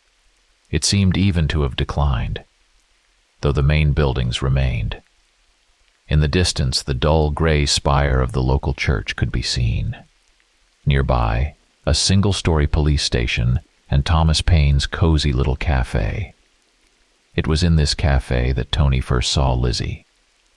She worked there as a waitress. When saying goodbye, Tony bought her a bright red silk scarf. Lizzie gratefully kissed Tony. Lower, near the ravine, was a modest hotel with separate rooms in the courtyard. Tony used to stay there since Lizzie's mother was ill. Now she's gone. 2 years ago, Lizzie buried her. That letter was probably the hardest. It carried so much sorrow and despair, so much pleading. Lizzie had begged Tony to return to her quickly, but could he decide to stay or return then? He was a soldier. He gnawed at the wet ground, drank swampy sludge, camouflaged in lush jungles, and could only dream of ever being here again. Tony sent back a long letter, full of love and compassion, hoping it would reach Lizzie and ease her heartache. It probably did. And Lizzie must have felt better from his words.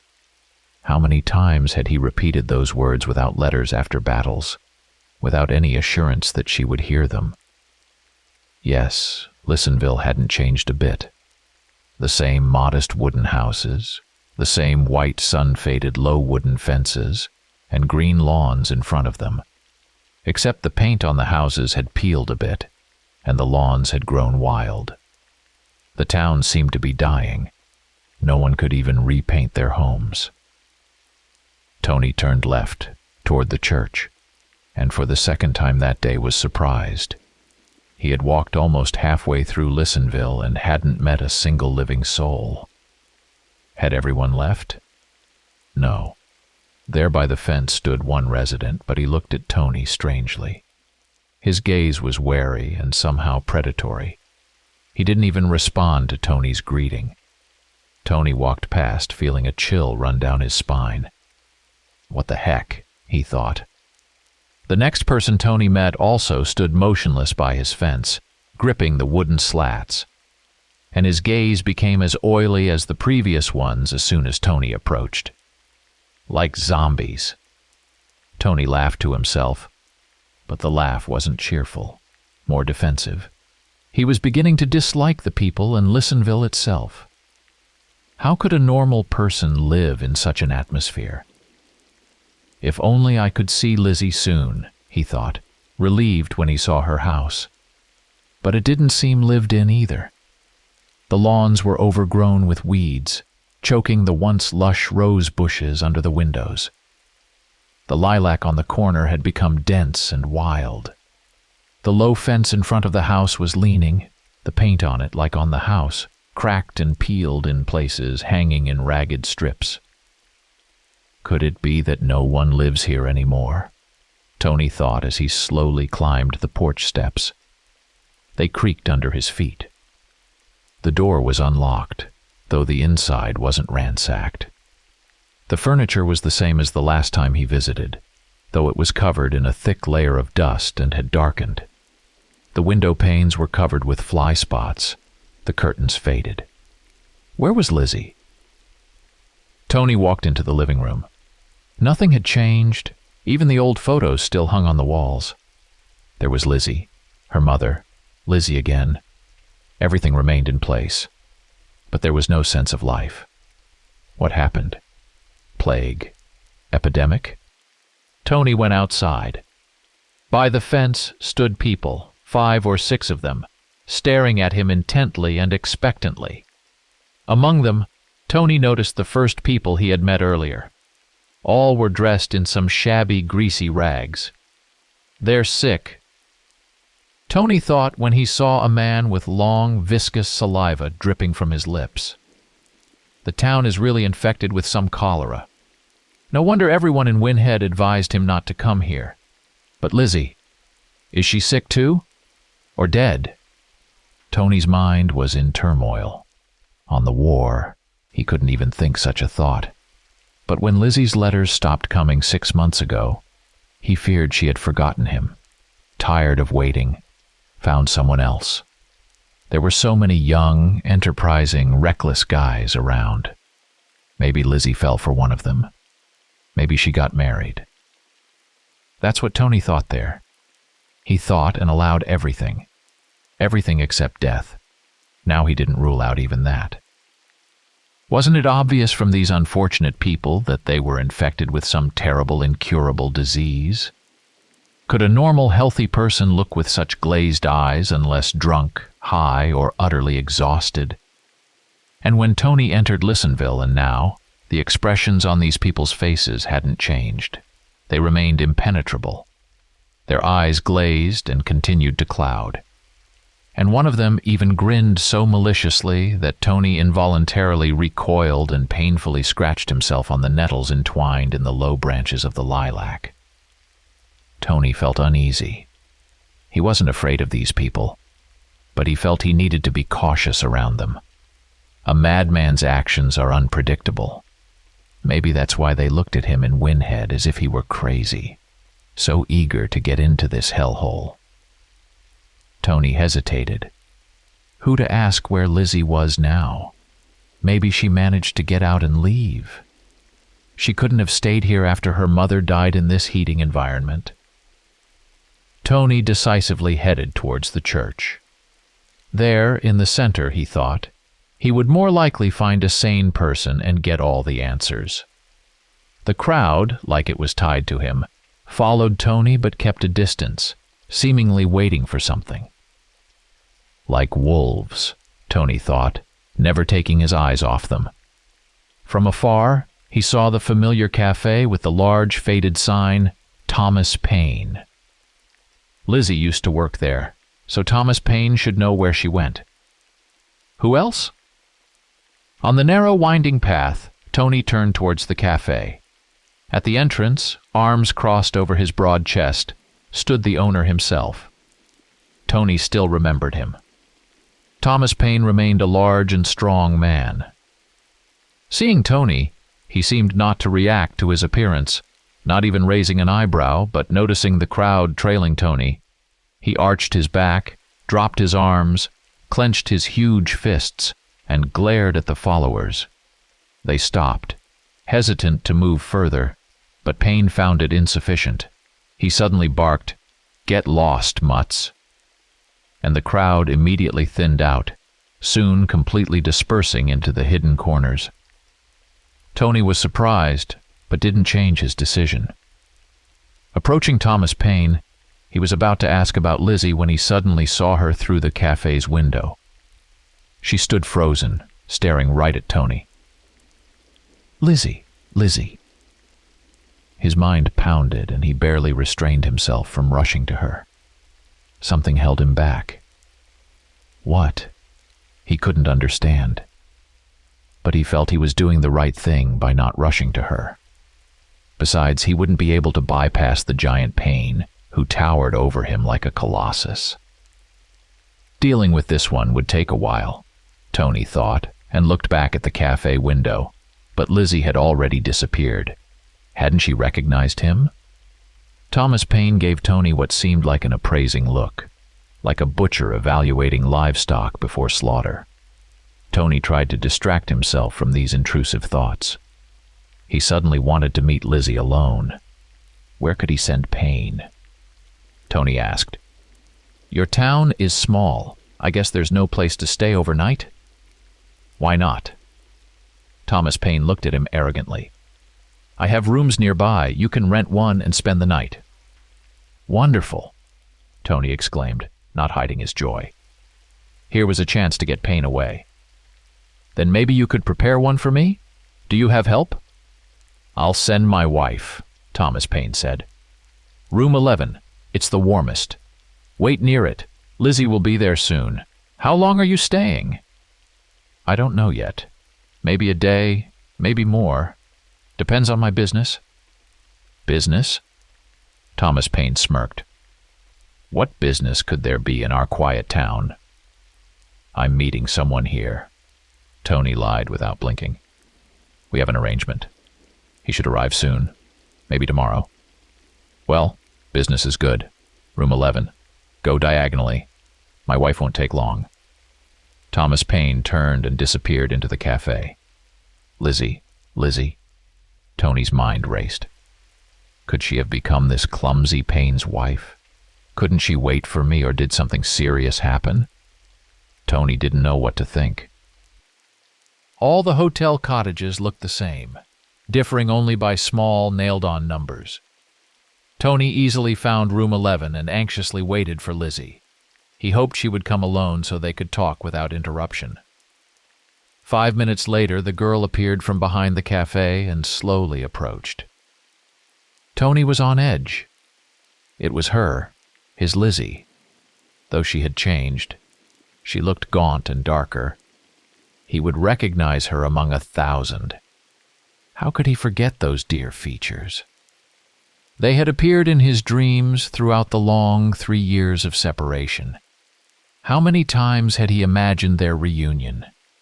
Imagined embracing her, holding her close, looking into her charming eyes, gently running his fingers over her face to feel every dimple, every contour, every trembling vein. But now he probably wouldn't even be able to exchange a few words with her. At the corner of the cafe stood Thomas Paine again, in his monumental pose with crossed arms. Even from here, it was clear how much suspicion and hostility his gaze held. Yet Tony dared to speak to Lizzie, keeping an eye on Payne. He spoke in a half-whisper, barely moving his lips, fearing Payne might read them, and Tony didn't want any trouble for Lizzie. But it was hard to restrain himself. Lizzie, he saw, was also agitated. She had recognized him after all, couldn't forget him, and how unbearable it was to be so close and not even touch each other. Tony and Lizzie reached the room. The girl gestured for him to stop, opened the door, and entered. Tony half hidden from Payne's view, but didn't dare step inside. He might lose control, fall at her feet, and start kissing them. In these strange and unpredictable circumstances, it would be madness. For now, Tony could only secretly admire his beloved and keep an eye on Payne. As soon as Lizzie entered the room, she forgot about the bed, pressed her chest to the door jamb from the side invisible to her husband, and fully gave in to her emotions. She quickly and almost incoherently, through gasps and sighs, started talking. There was so much love in her words, so much joy and yet so much pain. But Lizzie, Lizzie. Tony couldn't hold back. Why? Why are you with him? Don't ask, Tony, don't ask, my love. I'm not the same at all, the girl said and cried. Lizzie, Lizzie. Tony was breathless with excitement. But why can't we leave? I came for you, Lizzie, for you. No, you can't, Tony, you can't, not anymore, she cried again. And you can't stay here. There's death. Death all around, Tony. Leave. I won't go anywhere without you, Lizzie. Nowhere. The girl was desperate. Please leave and don't ask anything. Please, Tony, please. They didn't finish talking. Tony noticed that Thomas Payne, apparently worried about the prolonged check-in, was heading straight towards them. Tony told Lizzie, and she quickly started making the bed. When Payne appeared at the threshold, Lizzie had already wiped her tears and was dusting the tables. Why so long? He asked sternly. There's so much dust here, she replied, hiding her red eyes. You know, there haven't been guests here for a long time. Okay, go. That's enough cleaning. Payne stared intently at Tony, and when Lizzie left, smiled maliciously and said, I wish the young man a peaceful night. Just make sure to lock up tight. Our little town may be small, but it's restless. Newcomers often find it uncomfortable. Thanks for the warning, Tony said, not taking his eyes off Payne's. I'll take your kind advice. Payne left, and Tony immediately bolted the door. How strange everything was in this Listenville, he thought, left alone. At first, no one wanted to give him a lift. Then the odd bunch of sickly folks following him, then a subdued Lizzie and this Payne with his cryptic hints. And the atmosphere? Some kind of suffocating atmosphere, some incomprehensible feeling of something unusual. And animals. How had he not noticed right away? He hadn't seen a single dog or cat on his way. He couldn't recall if he had even heard the chirping of ordinary sparrows in the town. The air was dry and stale, the buildings dilapidated, the people sick, the strange pain, the tormented Lizzie. Tony felt suffocated. What's going on here, damn it? He kept asking himself, unable to find an answer. It got dark. Tony crawled into bed, trying once more to analyze what he had seen and heard, but he couldn't make any sense of it. Everything was too vague, too mysterious and inexplicable. What was he going to do? Lizzie clearly didn't love her husband. That was immediately obvious. Maybe Payne was holding her by force, tied her to him with debts, threats, or fear. Closer to midnight, Tony heard distinct footsteps outside the door. It seemed someone was sneaking around the windows, trying to remain unnoticed. Occasionally, a shadow would flit across the window illuminated by the bright full moon. And suddenly Tony heard a clinking sound, It was like someone had kicked an empty beer can. Tony had excellent hearing. Rising from the bed, he listened. The sound didn't repeat. Even so, Tony got up, dressed, approached the window, and peered out from behind the curtain. It seemed like no one was there. And again it seemed to him that a shadow slid across the ground. Tony unbolted the door and flung it open. About 25 yards from his cottage stood the same 5 or 6 people Tony had taken for sick. They stood rooted to the spot, staring at Tony. The huge round moon was behind them, so neither their eyes nor expressions were visible. Tony got scared and quickly shut the door. He was in plain sight. He was completely exposed and defenseless. Tony was initially confused, but then tried to pull himself together. It wasn't clear what they intended, but he wouldn't give in easily. He would defend himself. He would fight. To the death. He was convinced that the state of Lizzie was partly their fault. They had taken Lizzie from him. They had made her this way. Tony tried to muster the courage to assess the situation rationally, but he had so little time. Someone was already tugging at the door handle. Someone was scratching the window glass. Tony ripped the wooden bed from its place and dragged it to the door, barricading the entrance. He added a heavy nightstand on top and then a chair. Maybe it would hold. They kept pushing against the door. One hit, then another. It was a pity he didn't have a gun. He would have shown these thugs what for. Still, Tony unscrewed the leg from one of the nightstands. In skilled hands, it could be a formidable weapon. Tony felt its weight. If he struck well, he could not only subdue an attacker, but also send him to the next world. In the meantime, the pounding on the door continued. The bolt had long been knocked off, and the barricade was even slightly shifted by the force of Tony's attackers. It was astonishing how powerful and strong these brazen intruders were. Outside, there was a real uproar. Every kind of noise filtered through: screeching, clinking, dog howling, and animal growling. It felt like the entire missing animal kingdom had gathered around Tony's cottage. They had already broken the window, and the upper half of the door was cracking, and Tony didn't even know what to do. He huddled in the corner opposite the door, clutching the nightstand leg tightly, prepared for anything. But what he saw stunned him with its unpredictability.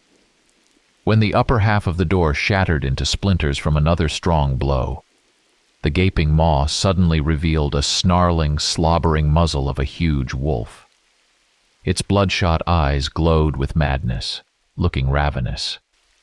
Another equally ferocious face was pushing through the window. But they weren't wolves, Tony immediately understood. The beasts were bigger, more massive and bloodthirsty. If it weren't for the thick, ruffled fur and wolfish snouts, Tony wouldn't have distinguished them from people, for they smashed everything with their front paws, leaning on the door with enormous, powerful chests. Then it dawned on Tony. That's why he hadn't seen a single animal here. The whole town was inhabited by its own beasts. By day they were sick, tormented people. By night, bloodthirsty, vile creatures prowling the area for prey. And Lizzie was one of them. His Lizzie. Now he knew exactly who was to blame for making Lizzie this way. They wouldn't get any mercy from him. The werewolves, taking advantage of Tony's brief hesitation, almost burst into the room. How many were there? 6, 7, 8? Tony didn't count. They could have gathered even more during his time in Lisonville. Still, what was one man against such a mass of monsters? Tony realized he had no choice and never would. He would die, but he wouldn't go down alone. He would take a handful of particularly eager attackers with him to the grave. He had nothing to lose, nowhere to run. Tony lunged at one of the monsters and jabbed the nightstand leg into its eye. It howled wildly and fell out of the window. Another grotesque face immediately replaced it. Tony punched it in the eye. He smashed a light nightstand over the head of the one pushing through the door, but it was enough to take the beast out for a few minutes. If the werewolves were those sickly creatures trailing him through Listenville, there was nothing to fear. He could handle them, but if there were a couple of giants like Payne, he'd be in trouble. He couldn't forget about them. Surely the entire town consisted of these beasts. He could only hope to break out of the room and reach some car. But that was for later. Now he needed to deal with the friends so eager to join his party. Tony jabbed another one in the eye. They left him no choice. Only brutal retaliation, remembering everything he had been taught in the war, could help him survive. And Tony got angry. He seemed to channel all the pain of losing loved ones and friends there, in the war, and the pain of Lizzie here. Only by fighting fiercely, even in a hopeless battle from all sides, could he hope to survive. How long did Tony fight the werewolves? Minutes, 2, 20, an hour? Time seemed to stand still. He was tired of shaking off the furry paws of the monsters, no longer paying attention to the stinging wounds from their sharp claws, mechanically continuing to fend off the creatures with whatever came to hand, when suddenly a huge brute appeared in the gaping door, baring its teeth and growling so fiercely that the walls seemed to shake. Tony and all the werewolves froze for a second. It was clear they were also scared of him. Now, Tony thought, his end had truly come.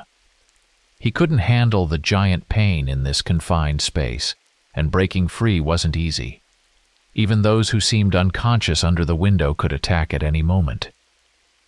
But as soon as the brute pain crossed the room's threshold, another werewolf leaped at him from behind, biting into his neck with sharp fangs. Could it be Lizzie? Flashed through Tony's mind, but he wasn't allowed to finish the thought. The bloodthirsty pack attacked him again. But now Tony wasn't alone. Now he wouldn't be an easy prey. Still, something unexpected happened. Someone struck Tony hard. A piece of flesh was torn from his shoulder, and sharp pain instantly clouded his mind. Tony woke up only in the morning. His head buzzed and hummed as if filled with a swarm of bees. He couldn't believe he was still alive. After such a beating, no one would have survived, let alone him, Tony, already worn and battered by life. Around him was a horrific scene. 6 or 7 mutilated bodies, unrecognizable. All dead. Tony himself felt shattered. His body ached.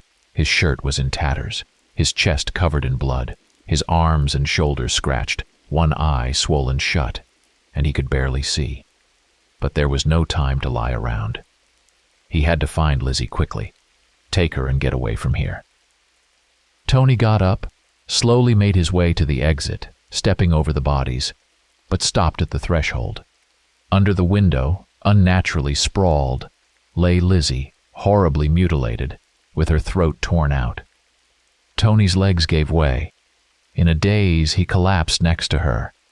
She had been one of them after all, but something had stopped her from attacking Tony as her comrades had. Could she have remembered him even in wolf form? Remembered and saved his life. Oh, Lizzie, Lizzie, how absurd life is. He should have protected her, but it turned out she protected him. Here, in the peaceful sanctuary amidst the endless plain, in a small town called Listenville, in a secluded, long-forgotten town. Tony didn't know what to do now, where to go, who to turn to. Someone approached him. Tony looked up and saw the same policeman from Windhead. Even the police come here. The policeman walked up to Tony and, without explaining anything, put handcuffs on him. Tony didn't resist. He didn't care anymore. They could do whatever they wanted with him. Take him wherever they wanted. He was nobody now, disgusted with life. He didn't know why he should even live. For what? The policeman lifted Tony from the ground and led him away, probably to the station. He led him without asking any questions. For that, Tony was grateful. The last thing he wanted right now was to explain anything. Passing by the cafe, Tony thought he saw Thomas Paine standing behind the glass, but looking more closely, which wasn't easy given his swollen eye, he saw nothing. The cafe was empty. At the station, the policeman shoved Tony behind bars. Tony collapsed onto the bench by the wall and soon fell into a dead sleep. He was utterly exhausted. As he drifted off, he noticed the policeman pulling out a bottle of aperitif and placing it on the table. When Tony woke up, the station was lit, and the policeman was sitting at the table with another man. This second man was huge. His back turned to Tony. Tony was still weak, so he didn't get up, pretending to be asleep. The men were talking about something. The policeman often laughed in a short, staccato way and squinted his eyes. The large man occasionally turned around, but Tony, peeking through a web of eyelashes, couldn't make out his face clearly. By his build, the man reminded Tony of Thomas Paine, but he wasn't sure. Losing interest in the pair, Tony started to recall the events of the past day. How incredible they seemed. Strange people, Thomas Paine, Lizzie. It all felt like a dream, an absurdity.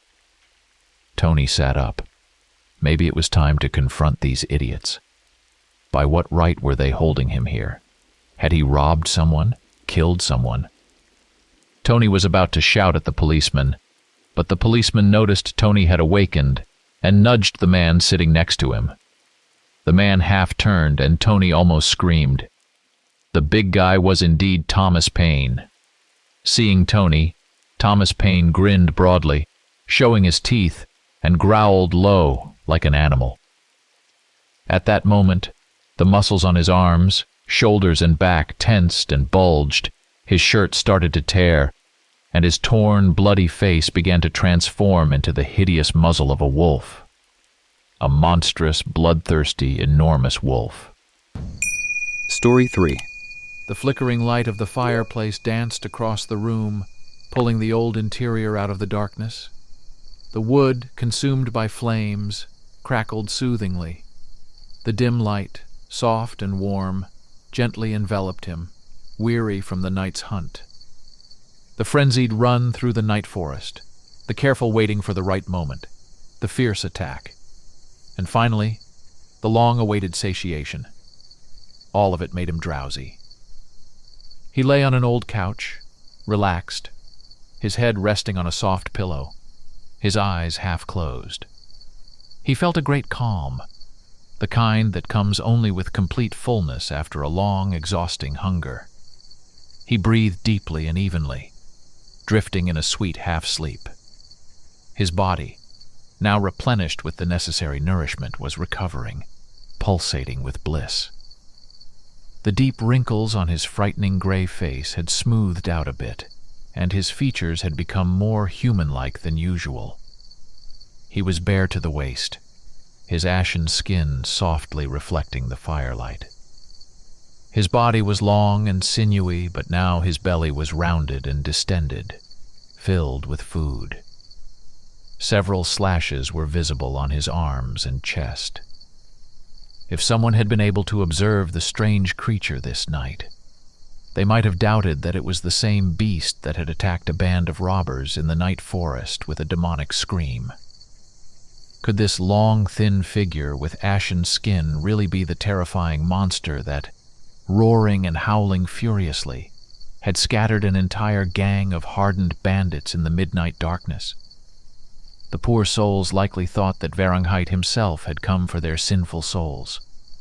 Indeed, it was hard to believe that these not particularly muscular or seemingly powerful hands had grabbed terrified bandits and tossed them around like helpless straw dolls, and that this thin body, frantically darting among the robbers, had swiftly and deftly dodged heavy blows, only to attack with incredible force and boundless fury. Yet it was undeniably these sharp claws that, piercing through rough fur clothing, painfully sank into the bodies of the doomed villains. It was these terrifying fangs that closed around their necks. It was this mane of gray hair that flashed in the space outlined by the campfire's light. Yes, here, resting peacefully, lay that very creature. From half-sleep, he slipped into full slumber. Now, intense processes were taking place in his body. The nourishment he had received was being processed, and all the nutrients it contained were eagerly absorbed by his body, replenishing what was lost during the fast. This sleep was necessary. Through it, recovery would be faster. That's why, after returning from the night raid, he had washed off the blood and dirt, lit the fireplace, and sprawled on the couch, sinking into drowsiness. He knew that when he awoke, his appearance would change slightly. He would look as if he had aged backward by a couple of 100 years. After resting, the wrinkles on his face would smooth out even more. His eyes would become clearer. His fangs would recede slightly into the bone, making them appear visually smaller. His skin would lose some of its darkness and dryness, taking on a more lively appearance. His claws would slough off and fall away, which was very convenient since they were monstrously cumbersome in everyday life. After they were gone, only small, hard protrusions of gray-black color would remain, barely larger than a human fingernail. His renewed appearance would last for about 25 days, during which time he would eat ordinary food and live almost like an ordinary person. He would go to the forest for firewood, collect some cones from the giant Aralan pine and savor its nutritious seeds by the fireplace in the evenings. Perhaps hunt a young deer with bow and arrow, and also spend time contemplating various matters, making notes, and reading a lot. These were his usual activities when he returned to his normal state. And then, after the time had passed, it would all begin again. The changes would start to reverse, progressing not by days but by hours. His appearance would increasingly resemble that of a monster, frightening, restless, bloodthirsty. When a vampire begins to starve, he gains incredible strength, a strength that is hard to imagine in his thin body. His lean but oak-root-tough muscles become capable of monstrous exertion during this period. As the hunger grows, his fangs lengthen hour by hour, and his jaw aches with an insatiable desire to bite and chew. Additionally, his claws grow constantly and rapidly on his long, sinewy fingers until they reach 2.5 inches in length. It becomes increasingly difficult for a starving vampire to remain calm with each passing day. It feels like a fire is burning him from the inside. And indeed, his body temperature rises. His eyes fill with blood, and his skin becomes dry and dark gray. A vampire can survive without food for a very long time. In fact, starving a vampire to death might take several years, but he would likely go into such a frenzy that he'd smash his skull against the walls of his prison. And only flesh and blood can quench that unbearable fire within.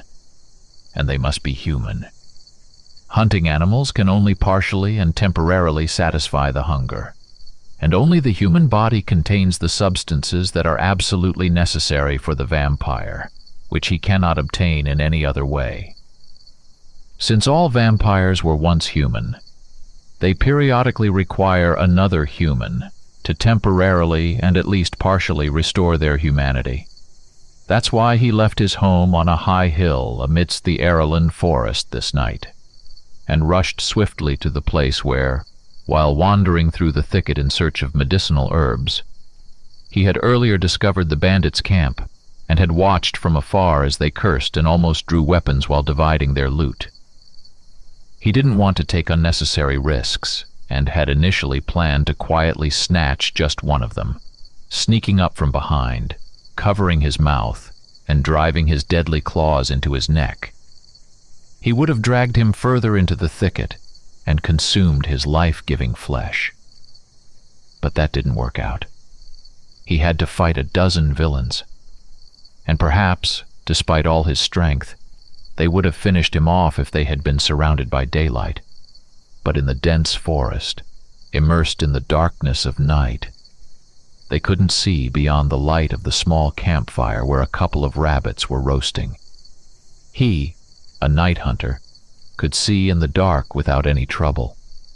He attacked, dodged blows by diving into the thickets, skillfully climbed a pine trunk, jumped from tree to tree, and again leaped in a deadly jump, with sharp claws aimed at the face and neck, grabbing an attacking hand and sinking his powerful fangs into it with a crunch. The shouts of aggression and terror only fueled the excitement of the night predator within him. But now, in this quiet room filled with soft, dim light, the ferocity of the deadly struggle was far behind. In the fireplace, the wood crackled soothingly as it was devoured by flames. He slept peacefully, content and satiated. Waking up in the morning, he felt wonderful. The freshness and lightness throughout his body delighted him. The perfect clarity in his mind, which comes only on the first day of satiation, contributed to his excellent mood. Only the memories of the unbridled bloodlust, of which he was the instrument that night, slightly marred it as always. He gathered his shed claws and placed them in an urn, already more than half filled. But if he were to collect all the claws he had shed over his lifetime, they would probably fill this entire room. The wounds he had received during the night had healed, and even the scars had already dissolved. His belly had returned to its normal size. The food had been digested and absorbed, and soon he felt the need to empty his bowels. He spent the time until noon reading Tendencies of the World by Hedwig Martis and sipping sweet liqueur made from forest berries. He had several cabinets filled with books here, and he loved to read, sitting by the fireplace and carefully turning the yellowed pages. Most of the books he had brought with him when he moved here from Caronsfold, and many others he had traded for furs and amber with merchants who led caravans along the large road that skirted the edge of the forest. Once, he not only read but actively shared his findings with the students of Caronsfold University. Professor Gottram Kane, that's what they called him back then. But that was a very, very long time ago.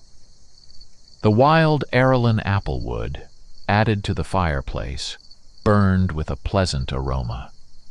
He took a sip from the large wooden mug and lowered his eyes to the old pages covered in neat lines. Truly, the visible world is an embodiment of universal tendencies, the result of the interaction and development of primal forces. These forces seek realization, and their striving creates and transforms the visible world. They move, carrying matter with them, like a current carries fallen leaves in the water. Just as the mind moves the body, so these energies set the whole world in motion. And what is called evil, as well as what is called good, is just one way of their realization. Evil and good, light and darkness, order and chaos. These are merely names for the deep currents in the boundless ocean of the world, which draw creatures and events along with them.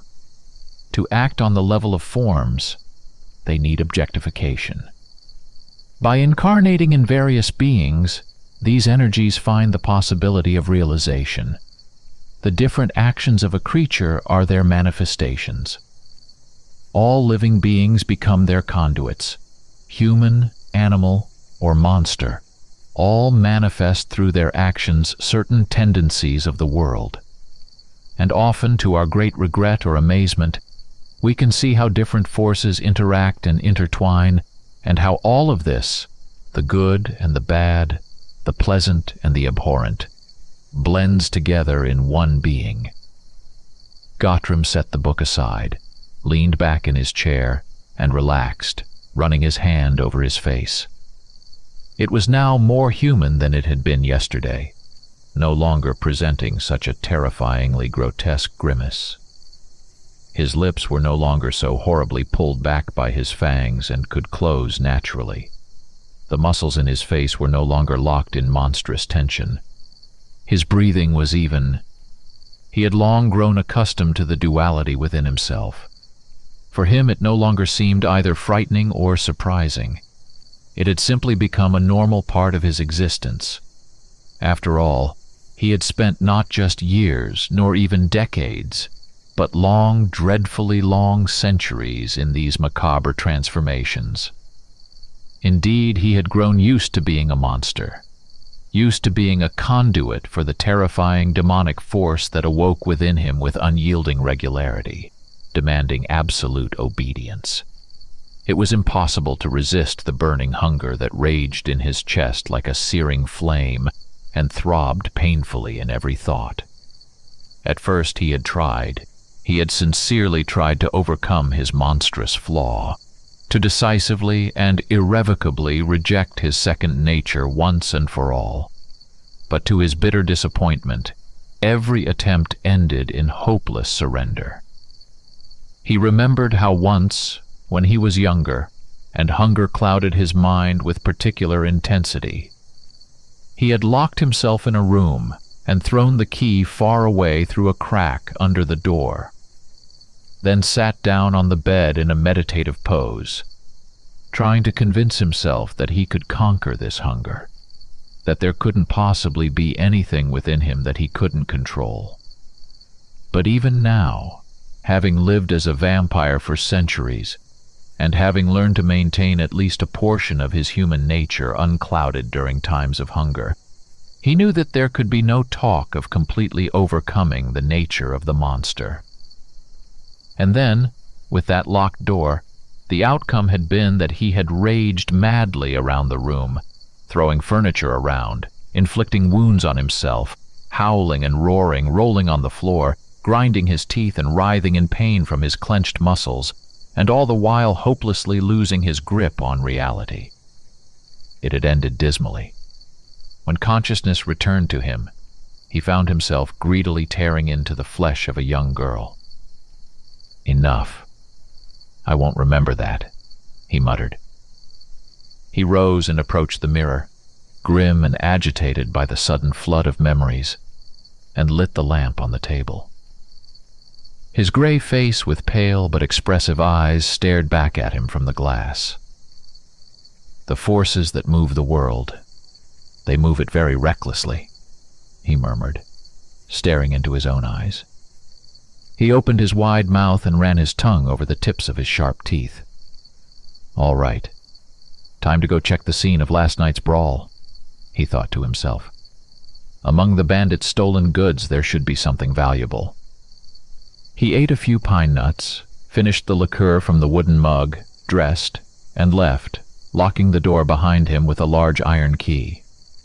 He was greeted by the mild autumn sun, peeking out from behind the soft, fluffy clouds drifting across the clear sky, and a fresh breeze carrying the scents of pine and heather brushed his face. The land surrounding his home was beautiful. For miles around, it was enveloped by an ancient, dense forest, tightly closing over numerous hills and plains, carpeting the valleys carved by steep ravines. The forest pressed closely against the villages from all sides, where farmers and hunters lived. In these settlements, of course, there were rumors of a bloodthirsty forest monster that attacked lost travelers. Many didn't believe these foolish tales of superstitious simpletons and boldly wandered deep into the thicket in search of mushrooms or hoping for big game. Gottram was often glad for this, and when he couldn't find suitable prey in the forest wilderness, he sometimes visited one village or another. He also sought out suitable prey among the various riffraff that roamed the road without rest. Of course, the muted regrets in the morning gnawed at his dark gray soul. But what could he do? Even so, he tried to stay away from the ordinary peaceful population, except in cases of extreme necessity, when his human nature completely fell asleep, sinking into the horrifying embrace of demonic nightmare. However, he preferred bandits and deserters who often wandered into these woods. The month of fluffy clouds, the first month of autumn, was coming to an end. Today was the 42nd day, and tomorrow would be the first day of the month of frequent rains, a month of gloomy skies, wet grass, damp clothes, and moisture. On this day, a familiar merchant would be passing by with a caravan along the road, and it would be good to trade with him for some new, interesting book or a handful of jingling coins. In light of this, the bandit's loot would come in handy. Gottrim descended the gentle slope of the hill, covered with pine and heather. The elevation on which his home stood was surrounded by a patch of swampy forest. Small rivers, flowing down from distant mountains, had been bringing water here for centuries, which spread into large puddles in the lowlands and soaked the ground, making it loose and unsafe for a careless traveler. But Gottrim knew the paths well, the ones that would take him there and back safely. From a pouch at his waist, he took out a wooden pipe, filled it with a smoking mixture consisting mainly of wormwood and mint, lit it, and drawing in the soft, pleasant smoke, slowly wandered through the marshy thicket. At the site of the nighttime battle, the scavengers had already been at work. They had eagerly feasted on whatever was not covered by rusty chainmail and thick tanned leather. The ground around the extinguished campfire was trampled, and there were spots of dried blood everywhere. Nearby, bones lay scattered, which the vampire had gnawed with his own teeth. The air here smelled of the forest and recent death. He knew that all of this was his doing, or rather the work of his claws and fangs. Yet now the vampire looked at the picturesque results of the nighttime battle with cold detachment. His memories of what had happened were clear and vivid. Over the long centuries of a difficult life with his bipolar personality, he had learned not to fall hopelessly into oblivion, as happens with inexperienced younglings, or with those poor souls who, due to a weak will, had never been able to develop sufficient awareness. But if he were to lose his memory and see such a scene as if for the first time, he would sincerely be horrified by the vile fruits of his unrestrained cruelty. Yes, now his sane mind had returned, the mind of a man, a university professor, and a solitary hermit from the Arellan forests. The demonic hunger of the terrible monster was behind him, for a while. Gottrim carefully surveyed the area. Now he could look at this place differently. Yesterday his thirst had blinded him. He had seen only sweet prey and desired only satiation. Nothing else mattered to him. Now, however, he could leisurely examine the bandit's belongings and choose from them what he liked. Of course, it wasn't the most honorable task, picking over mutilated corpses, but here in the forest thicket, it wasn't often that one had the chance to acquire objects of material culture. He picked out a good sword, not too heavy and well sharpened. He remembered that this sword had flashed before his eyes yesterday, and he had ducked and dodged its gleaming blade. From beneath the corpse of one of the robbers, he pulled out a scabbard for the sword, covered in embossed leather. He took the best chainmail, slightly touched by rust, but still quite usable. He scraped together a hefty pouch of coins from the purses, mostly silver and copper, but that wasn't bad either. Suddenly, he recalled that in the midst of the night battle, one of the cutthroats had run to a bag of loot, pulled out a large purse, and fled, leaving his comrades to fight. It must have contained something more valuable than the unreliable bonds of bandit camaraderie, Gottrim muttered to himself. Rummaging through the bag, he found several expensive fabrics, silverware, 5 bottles of Elenian red wine, a massive silver amulet on a chain, strange and obviously very old, a pair of platinum rings, and a small leather-bound book. I wonder what's written in here. Could these uncouth louts really be literate? He opened the little book. The first page had been torn out. He looked around and noticed a trampled cigarette rolled from similar paper on the ground. It was only slightly burnt. Apparently, the fight had started just as one of the bandits had decided to light up. Gottrim picked it up and unrolled it, spilling the tobacco onto the ground. It was half of the first page. On the paper, he read the inscription: "The Diary of Irving Manfeld, free scholar and collector of antiquities. Do not read without my permission." The second half must have been smoked, as it was nowhere to be seen. So they robbed a scholar, Gottrim thought. Interesting. What does he write about in his diary? Packing everything he wanted to take into the bandit's sack, Gottrim headed home. There was no point in lingering in this clearing strewn with corpses, which might attract a predatory boar, a pack of wolves, or a giant bear. Sipping sweet Elenian wine while seated comfortably in his chair by the fireplace, he studied the uneven lines hastily scribbled by the researcher with great interest. "My search has led me to the cool lands of Arelon, covered with ancient forests. I have found reliable evidence that an ancient artifact from forgotten days, whose legends so captivated my attention, is located here in this land overgrown with giant pines. However, to determine the exact location where this relic lies, I may need months or even years. I have settled in the town of Mornham, situated where the rivers Freya and Harma converge, forming the wide flow of the Estra. I managed to secure a good room in an inexpensive inn near the center of town. I plan to work in all the libraries and archives I can access. I am ready to spend as much time as it takes to find. The legendary vampire's sword is worth it." Gottrim coughed and took several large gulps of the sweet, intoxicating wine. Then he stuffed his pipe with a smoking mixture and took a deep drag, lost in thought. The vampire's sword. Well, well, he muttered, exhaling pale smoke.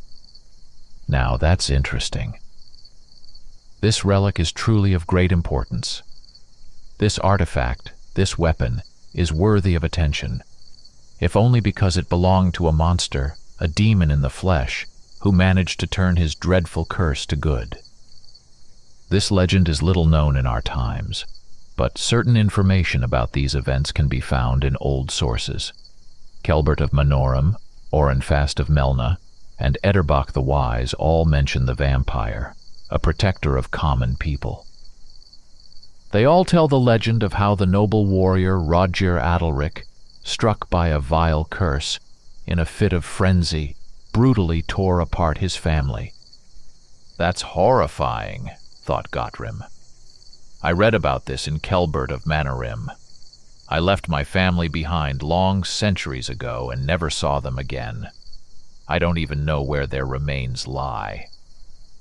When the warrior's memory returned, he was horrified by the crime he had committed. Unconsolable despair filled him at such a turn of fate, which was a mocking twist of his cherished ideals and beliefs by which he had lived until then. He had heroically defended his homeland from fierce enemies in many battles, but he was powerless to protect his own family from his own blind hunger. Consumed with torturous remorse, Roger swore before the faces of the gods that he would subdue the curse and direct his strength to fight evil. The legend says that the gods helped him keep his promise. Of course, being someone who knows a thing or two about vampirism, one could doubt that no more innocent victims fell to his claws and fangs. But history has preserved for us accounts of many noble deeds performed by this unusual vampire. I found in an ancient tome in the Markite Library information that Roger Adalric performed his last feat in Arelon. He led the defense of the village of Farenholm when it was attacked by a band of orcs. And this book says that these were northern orcs. The forces that move the world, Gottrim thought. The forces that make a vampire kill and protect. That's interesting. Gottrim knew this legend. He had come across it back when he was still teaching at Kiransfold University. At that time, the story had greatly interested him, but it gained special significance for him later. With this diary in hand, Gottram sat until late at night and confirmed that the determined scholar had indeed uncovered the information he sought. Countless days spent among piles of books, diaries, and maps have finally borne fruit. I have discovered that the village of Farenholm did indeed exist in central Arelon, but over the ages it changed names several times and is now called Virenmar. I am now packing my things and going to hire a carriage. Remarkably, the Temple Chronicles do mention Roger the Grey, the night monster who played a decisive role in defending the village from the northern orcs in 862 of the Third Era, but was himself killed by the leader of the invaders. His tomb is located on the right bank of the Harma, somewhere along the stretch known as the Great Bend. Roger was buried, as the temple manuscript informs, along with his armor and weapons. The entrance to the tomb can be opened with the help of an ancient amulet that is kept here, in the temple. As for the legendary sword itself, it is truly a unique product of dwarven craftsmanship. The legend states, and this is supported by some information I found in the sources, that this weapon was a reward to the vampire hero from the grateful dwarves for fearlessly challenging the evil that came to their gates. In the early centuries of the Third Era, a meteor shower struck the southwestern outskirts of the ancient dwarven city of Tengervort. The dwarves were frightened and were preparing to evacuate from this part of the city. But it soon became clear that the fallen stones were unlike the strange stones with sinister inscriptions. In the places where they fall, so-called mystical or anomalous zones form, where nature becomes sick and people go mad and turn into monsters. The largest and densest cluster of such zones, as is known, is in the lands of Yumnagat. These meteorites, however, appeared quite natural, but contained a mysterious metal. When the dwarves tried to heat this new material and work with it, it turned out that it produced fine items, stronger than the best steel. The metal was quickly named meteoritite. Soon, in the part of the city hit by the meteor shower, dwarven workers were busy extracting the sky-given material from the craters. And although these stones were not like the infamous abyss shards from Yumnagat, the affected part of the city began to fill with terrible creatures. They started attacking workers and ordinary residents, and began stealing the metal the dwarves had mined. It turned out that the monsters were controlled by a powerful dark sorcerer who sensed the great magical power contained in these meteorites, and sought to obtain it. The dwarven warriors who stood against the sorcerer did not have enough spiritual strength to withstand his spells. Many he forced to turn their weapons against themselves, and many more joined his dark retinue. And although there were no abyss shards here, thanks to the sorcerer's pernicious magic, this part of the city began to turn into a true mystical zone. Barricades were set up around it. The situation seemed desperate. A squad of paladins from Marcade arrived, but they did not dare enter the territory ruled by the sorcerer.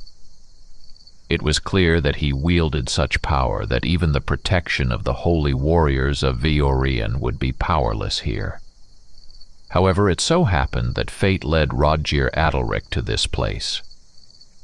The night monster decided that despite all the danger, he would selflessly enter the part of the city infested with vile evil and thus once again test his will.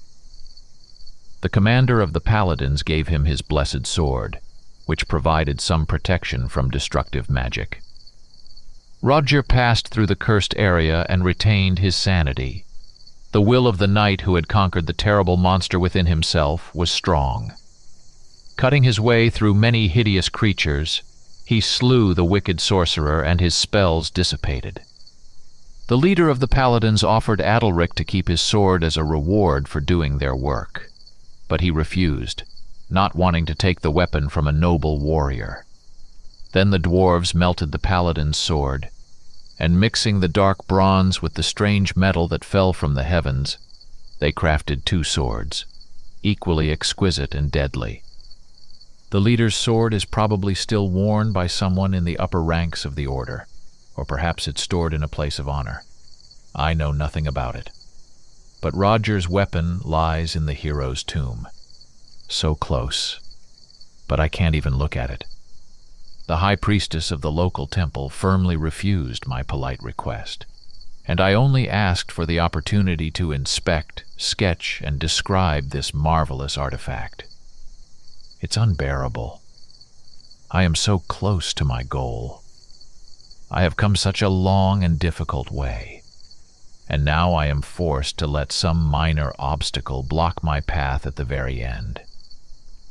She says that the tomb and sword can only be entered and taken by someone chosen by fate to continue the noble hero's path, and once again raise his weapon against the ever-vigilant evil, a definition that is, in my opinion, utterly nonsensical and vague, and no further explanations were given. The one chosen by fate. How chosen? How exactly? A temple scribe, whom I won over with a few coins, told me that the ancestors of the Virenmarians who buried Roger awaited the appearance of another vampire hero in the future. They believed that the same forces that had united and intertwined in the person of the glorious Adalric would be reborn in a new warrior, who would take up the path from where Roger had departed. And then this new night monster would be given the amulet and sword of his predecessor. The ancestors bequeathed to the Virenmarians that when they heard rumors of a new vampire hero, they were to find him, give him the amulet, and lead him to Roger's tomb, so that he could enter the hero's resting place, take his sword, and continue his work. Until that time, no one is allowed to disturb the remains or touch the hero's weapon. The records with these instructions exist in the ancient temple texts. The scribe showed them to me, even though they are not meant for uninitiated eyes. Strange that these records have survived through the Dark Ages. Of course, I cannot be the conduit of those forces that Adalric carried within him, and I am not worthy of taking his sword. But I only asked to see the blade, not to take it. Although, let's not lie to ourselves, I originally intended to take it. I am ashamed to write this, but I stole the amulet. The priestess will be asleep for a long time after the juice of the sleeping herb I added to her drink. I am fully aware of how reckless this was on my part, but having come such a long way, I simply could not allow myself to get bogged down in the web of foolish village superstitions. I will get what I came for. The key is in my hands. I also have a guide from the locals, whom I hired for a ducat and a half. Without wasting another minute, we are setting off. Gottram sighed and set the diary aside. The sweet wine and soft wormwood smoke filled him with languor. He felt drowsy and had no desire to resist it, especially since important matters were planned for the next day. As the sun dipped lower in the sky, he crossed the Harma River using a raft hidden in the coastal thickets. Now he needed to venture deeper into the forest and through the thicket to reach the hills. Among them stood the ancient mound with a massive stone door, on which there was a recess matching the shape of the found amulet. Curiosity drove Gottram. The vampire's sword did not leave his thoughts. What kind of wondrous weapon was this, made from metal that fell from the heavens? Gottram asked himself. Could its once gleaming edges have long been eaten away by merciless time? And yet, besides, within him pulsed a vaguely understood desire to delve into the mystery of a monster, despised and terrifying like himself, who had no place among men, but who, unlike him, had broken the fateful course of events with a monstrous effort of will. binding his demonic nature with the chains of noble duty, and had earned recognition in human society. Yet there was something else in his soul that contended with this curiosity. He feared that the villagers, upon discovering the amulet's theft, had sent an armed detachment to the tomb. His body did not currently possess the strength that awoke with the onset of hunger, and he would prefer to avoid any confrontation. Today, Gottram decided not to meet with the merchant. The 2 platinum rings and other belongings he would sell to him another time or exchange for something valuable. For now, he had no great need for any goods. The vampire knew that the merchant wouldn't wait long and would move on, so he was calm about it. Today he decided to reach the place the scholar and antiquities collector couldn't. Moreover, fate had not only pointed him to the door behind which the treasure was hidden, but had also given him the key. This strange scholar committed a crime to obtain the coveted relic. Such was its allure to him, and he was almost at his goal. Just a few miles of dense thicket, a couple of treacherous bogs, and a wide river separated him from the desired treasure. But where are they now? Gottram wondered. In what damp ditch do they lie face down, this Irving Manfeld and his guide? The plotline of fate continues, only the actors change. Now I have become part of this story. This remarkable artifact and the persona of this night monster now draw me in. Now I am almost at the goal. Gottram knew these places well, and remembered where the ancient burial mound rose among the hills. He had been there, wandering into it during his forays through the forest thickets, standing at the stone door, and wondering who lay below, deep beneath the damp earth. The night monster, he traded fangs and claws for a sword, and wild hunger for valor and nobility. Instead of blindly obeying the curse, he bent it to his will. That's what spiritual strength means. Gottram mused as he made his way toward the hills.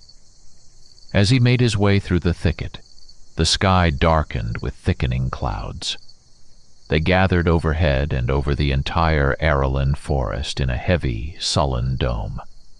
Soon, a light drizzle began to fall, and everything indicated that it would only get stronger. The vampire quickened his pace, and before long he stood before the large stone slab that sealed the entrance to the tomb.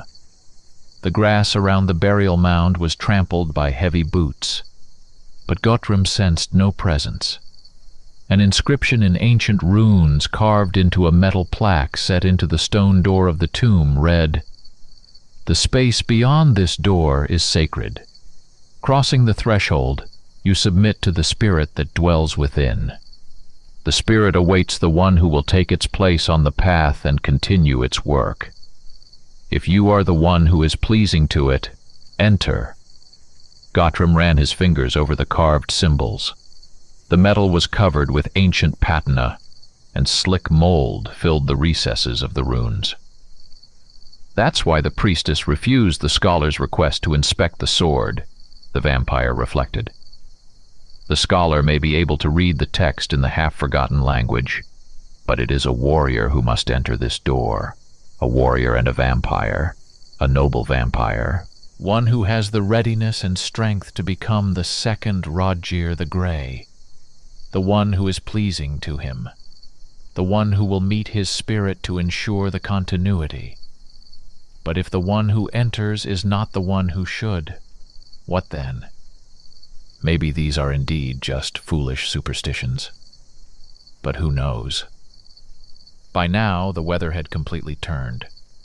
Light, timid drops were replaced by a relentless downpour, and the furious wind, attacking from all sides, whipped the clothing and hair of the lone pilgrim.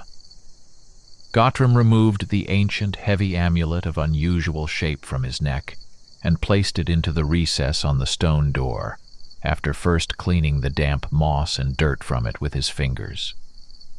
Inside the recess was a mechanism of dark yellow metal. At first, nothing happened. He pressed the amulet into the hollow more firmly and twisted it. Several clicks sounded, and the massive door seemed to shudder. Gottrim pushed with all his strength, trying to open it, but the enormous slab didn't budge. He twisted the amulet again and tried once more to push, leaning his shoulder into it and sliding his soles across the wet ground. Suddenly the door gave way, and he nearly fell into the opening. He could have sworn that some unknown force had suddenly aided him. It seemed as if someone had pulled the stone slab from the inside. Crossing the threshold and adjusting his soaked clothing, he lit a torch, revealing steep steps leading deep down. Outside, the fierce rainstorm raged. Its sound and the smell of freshness were now pleasant as he stood under the heavy stone ceiling, shielded from the lashing torrents of heavenly moisture. It was dark outside. Night was approaching, and the dark clouds completely obscured the already timid rays of the setting sun. The torch crackled and smoked, its restless light flickering on the stone walls, illuminating the carvings that adorned them, ancient works of art. Standing on the steep steps, Gottrim raised the torch higher and examined the stone-carved scenes. On them, a man with a fearsome face traveled along a wide road, struggled through dense thickets, fought monsters and groups of armed men, cautiously stepped through the streets of a ruined city, climbed an elevation to a sinister mage, deflecting lightning bolts with his blade meditated by a campfire, shattered the shackles of prisoners, stood bowed before an altar. There was also an image where he, plunging his sword into the ground, consumed a human body, bent over it like a predatory beast, but it was unclear to which period of Roger's life this scene belonged. Gottrim descended. Reaching the bottom of the stairs, he found himself in an underground chamber, the walls, floor, and ceiling of which were made of massive stone slabs. The trembling light of the torch disturbed the darkness of the ancient tomb for the first time in many centuries. In the center stood a stone sarcophagus, adorned with ornamentation and ancient runes, with chests of burial inventory placed along the walls. Here the walls were etched with writings, the text arranged in blocks framed by beautiful borders. This was a large epitaph to Roger, divided into chapters, in which he was called the faithless son of chaos, who opposed the darkness that bore him. Each chapter described some feat of the hero or important event from his life, or simply praised his positive qualities. It also foretold the appearance of a new vampire hero who would take his place on the path. After reading several chapters, Gottrim approached the sarcophagus. The lid of the sarcophagus was made of pitch-covered wood, reinforced with metal plates, and adorned with inlays and carvings. Encircled by an ornate pattern, an inscription read, "Here lies Roger Adalric, the night monster, whose appearance frightened people, yet whose hand always raised a sword to protect them." After a moment of hesitation, Gottrim pushed the lid aside with great effort. When he raised the torch above the open sarcophagus, an unusual fanged skull, covered in remnants of hardened skin, stared back at him with empty eye sockets. Its lower jaw had fallen away, revealing a macabre maw, either for a monstrous smile or a silent scream. The ancient hero's head lay in a pool of gray hair, exactly like Gottrim's own. He saw old bones dressed in the remains of once exquisite and reliable armor. Now the leather straps and linings were partially decayed, the steel mercilessly marred by rust, and the golden scales of the breastplate no longer held in place, ready to tumble into the bottom of the sarcophagus at the slightest disturbance like overripe fruit. The fanged skull, so unlike a human's, gazed calmly at the uninvited guest with its sightless eye sockets. The ancient warrior's bony hand gripped the hilt of the sword lying across his chest, its blade seemingly slicing through the streams of time that sought to touch it, for it bore no signs of decay. The sight of this ancient artifact was incredibly alluring. Gottram fought the urge to touch the sword for several moments. He wanted to stretch out his hand, wrap his long fingers around the comfortable, textured hilt, and feel the satisfying weight of the legendary weapon in his grasp. Eventually, he made up his mind. It felt like an unforgivable sacrilege, but he freed the hilt from the withered hand of the ancient hero. A quiet, eerie crunch underscored the blasphemy of his act, and as soon as the vampire lifted the sword from the sarcophagus, and in the flickering torchlight, glanced at the elegant runic inscription on the blade, a terrifying sound suddenly thundered behind him. He turned around, alarmed. The entrance to the tomb was sealed off by the collapsed ceiling, and clouds of ancient dust rose to the roof. His heart pounded furiously. A painful pulse struck his head. His breath quickened. He was trapped, betrayed by his ill-fated curiosity, having come here on his own, to this ancient crypt, only to find himself entombed with the decayed remains of a creature as cursed as himself. He looked at the inscription on the blade. Strength, will, loyalty. He turned the blade to the other side. Honor, sacrifice, duty. Ah, curse that wretched scholar and his useless diary. Gottram erupted in a scream, filled with rage and hopelessness. Despair and helplessness spiraled endlessly through his thoughts.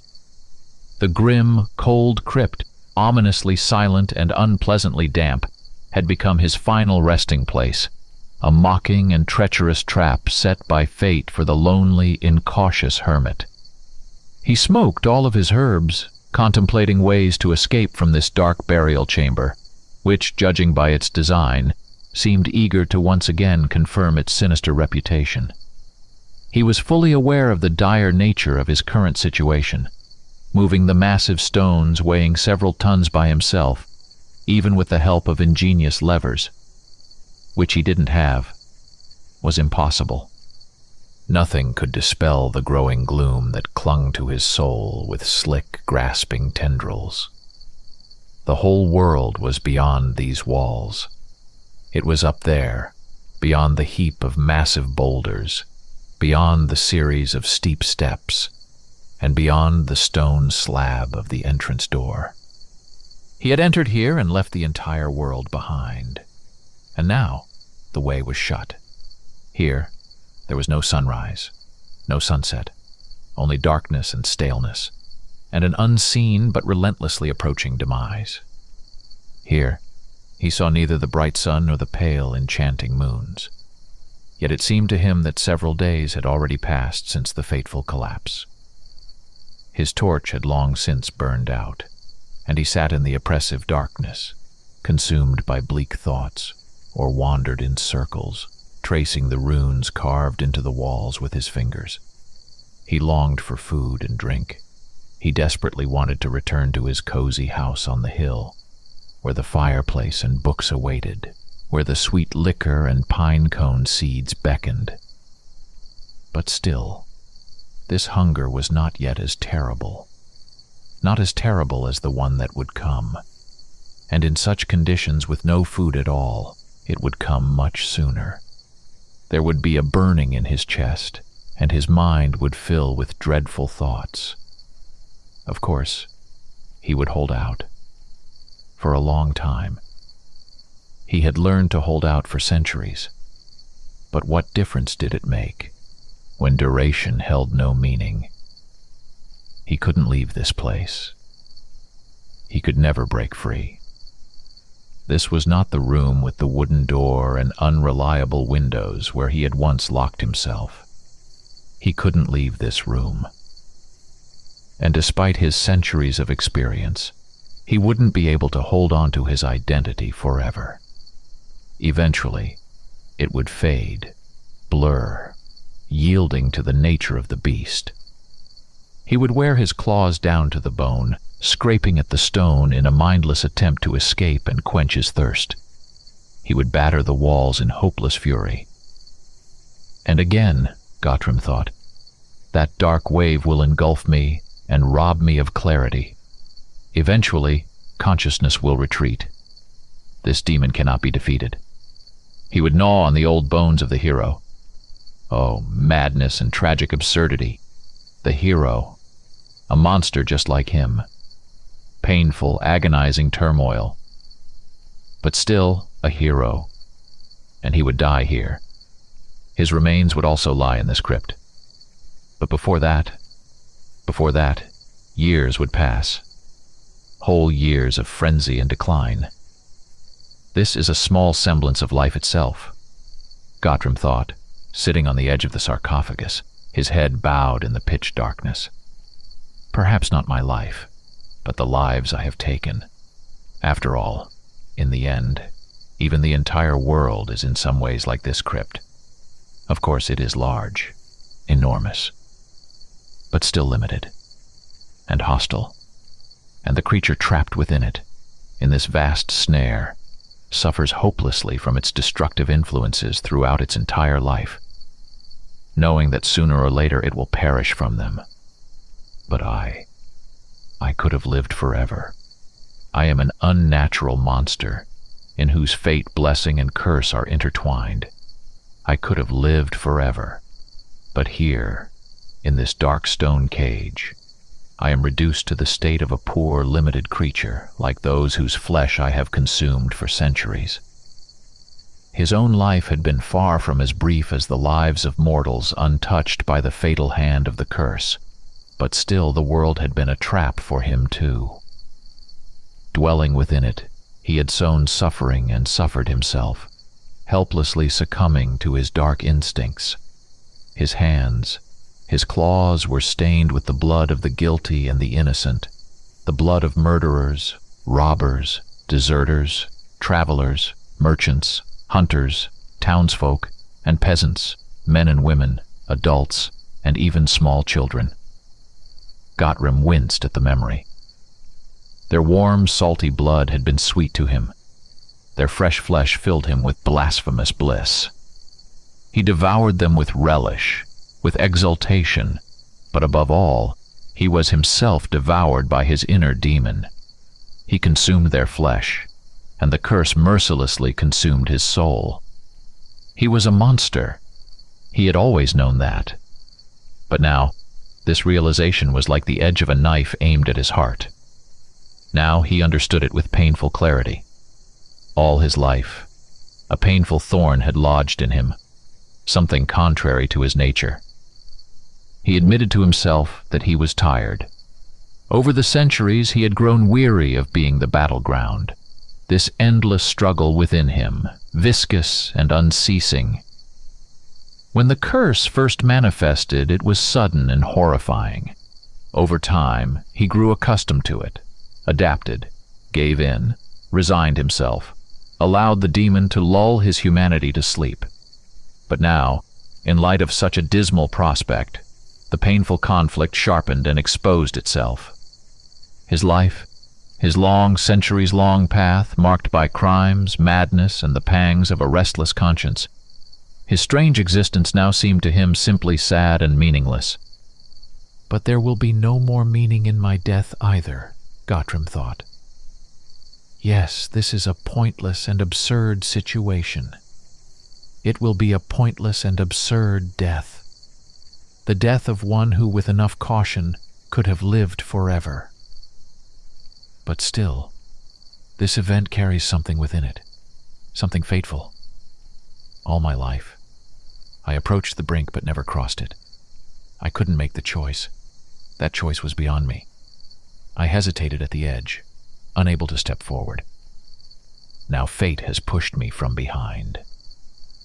The viscous passage of time oozed like sap from a wounded tree trunk, slowly, monotonously, uniformly, relentlessly bringing him closer to the ordeal.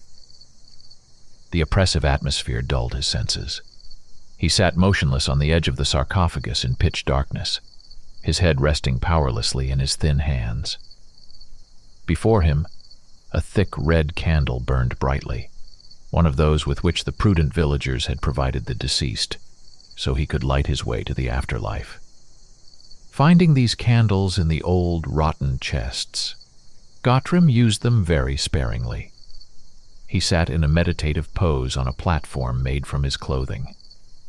His back was straight, his eyes closed, exuding concentration. He was bare to the waist, his chest heaving with frequent breaths. The face, framed by a mane of tangled gray hair, was the face of a monster. Sharp, thick fangs protruded from his pulled-back lips. Drool dripped from his maw, trailing down his matted gray beard onto his chest and pants. Thick, silver eyebrows were furrowed over his closed eyes. His eyelids twitched nervously. Deep furrows of wrinkles marred his dark, dry skin. The face, repulsive and terrifying, twitched with tension. His body was even more emaciated than usual, withered by hunger and strain. Thin but tightly drawn muscles were taut beneath the ashen skin like strained ropes. His long-fingered hands, like coiled springs, rested on his knees. On the floor around the red candle, 10 lethal claws were scattered. When his mind cleared a little, he had carefully trimmed them with the sharp blade of the sword. His sword, which he had taken from the hands of the ancient hero who had conquered his curse. Time dragged on in a depressingly slow crawl. Many hours passed, during which he found no peace. He howled and growled, rasped out terrible curses into the darkness, which echoed off the cold stone walls. He savagely attacked the heavy stones with all his multiplied strength, monstrous but insufficient, and then he writhed on the floor in fits of impotent rage. Eventually, realizing with his fevered mind the futility and maddening absurdity of his madness, he paced back and forth in the grim, dark crypt, sat on the edge of the ornate sarcophagus, and talked to Roger's skull. But it didn't answer. Time pressed on with a suffocating slowness. He knew that his end was near, but it approached agonizingly slowly. He spent entire months in his stone cell, in hunger and darkness. After some time the thunder stopped, its muffled rumble no longer reaching him through the layers of earth, which meant that the month of rains had ended. And then it gradually grew colder and colder, until the fickle autumn had exhausted itself. He realized this when even his inner fire couldn't quell the shivers. Arellan winters are harsh, generous with snow and merciless with frost. Time crept along powerlessly in the cold darkness. 4 long months of winter seeped through the world, draining his strength. Each month lasted 42 days, and each day felt like an eternity. Finally, small streams began to trickle through the cracks in the blocked passage, pooling on the dirty floor. He drank this water greedily, mixed with ancient dust. Spring brought blessed warmth, and nature up above began to revive and renew, pulsing with life. But his own strength, deprived of any sustenance, only withered hopelessly. His life force seeped out of his emaciated body in unseen trickles, dissolving into the surrounding space. The world was draining the life from him, just as he had drained the vitality from his doomed victims. The sword lay before him, gleaming in the flickering light of the bright candle. He opened his eyes and looked at the elegant runes. Strength, will, loyalty. Gottrim took a few deep breaths. Honor, sacrifice, duty, he muttered incoherently, his teeth chattering as he let the sticky saliva drip from his mouth. Madness hadn't left him. It had only receded slightly, finding no suitable outlet. It still boiled deep inside. It wanted to escape. It demanded manifestation. And if he wasn't alone here, if there were someone else nearby, someone whose body was warm and nourishing. He breathed heavily and rapidly. His heart pounded wildly. His jaw clenched with the terrible tension of his muscles. The hunger hadn't gone anywhere.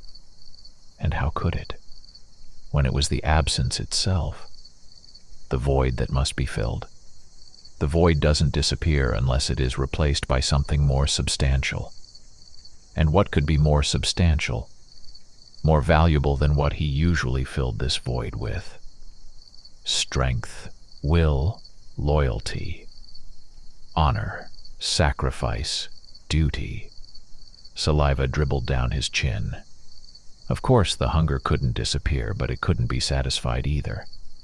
His body was exhausted from the prolonged lack of sustenance, and his bestial nature no longer had the energy for wild outbursts, but it still pulsed persistently within, seeping ominously into his consciousness and throughout his body like a dark subterranean river. His mind kept clouding over, seized by this dark current, but Gottrim, with the greatest effort of will, held it back each time. This sword, a magnificent weapon. With its help, he could easily end the struggle within himself. He could end it all once and for all. He could, but he didn't want to. Roger's skull, the night monster, sat on the edge of the sarcophagus, staring at him silently with empty eye sockets. Gottrim was determined to win this battle. He didn't want to die defeated. Nor did he want this last time to give in to the demon, his inner demon, who had overpowered him time and time again throughout his life. He couldn't say for sure how long he sat there, immersed in himself in an endless attempt to maintain the structure of his inner world. But time no longer mattered. Only willpower did. He didn't want to reject his humanity, but the nature of the beast pressed, struggling to break free, constantly dulling it. Two forces battled within him without end, and he was the battleground, scorched and desolate. In the end, the flickering light of the last candle shrank under the pressure of the surrounding darkness and vanished. The darkness, pitch black, cold and damp, enveloped him, wrapped him in its sticky hands, powerless and drained, and gently laid him on the cold stone floor. Limp and compliant, he gave in gladly. He was no longer the night hunter. Keenly watching for prey in the pale moonlight, he was the prey, resigned, dying in a dark cage. There was no longer a single ray of light to reflect off the walls and objects and bring information about the surrounding space. His sensitive eyes saw nothing but darkness here. He was no longer the night hunter, deftly scaling the trunk of a giant pine and pouncing on the back of a doomed victim. He was the prey, tormented and fading. The struggle and hopelessness had completely drained him. The cold, hard stone pressed against his body, and it was even pleasant. Each feeble, unreliable breath carried the scent of ancient dust. He didn't try to rise. There was no strength. There was no need. Nothing had any meaning. His inner fire no longer burned. It no longer warmed him. It was completely exhausted and extinguished. Gottrim felt his consciousness dimming, smearing, fading. Reality hopelessly slipped away from him. It drifted and swayed, and dissolved into weariness. The closing darkness covered him with a cool shroud, tenderly and gently. He fell into a deep sleep, ominously calm and quiet. When the villagers opened the entrance with expertly crafted levers and saw him lying face down in a puddle of red wax, emaciated from hunger, withered and spent, they were overwhelmed with amazement.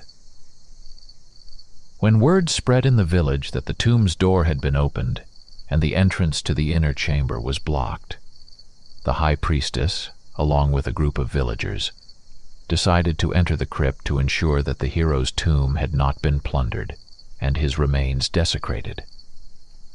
Upon lifting the withered gray body, which appeared dead, and seeing the face of the unfortunate intruder, they were horrified.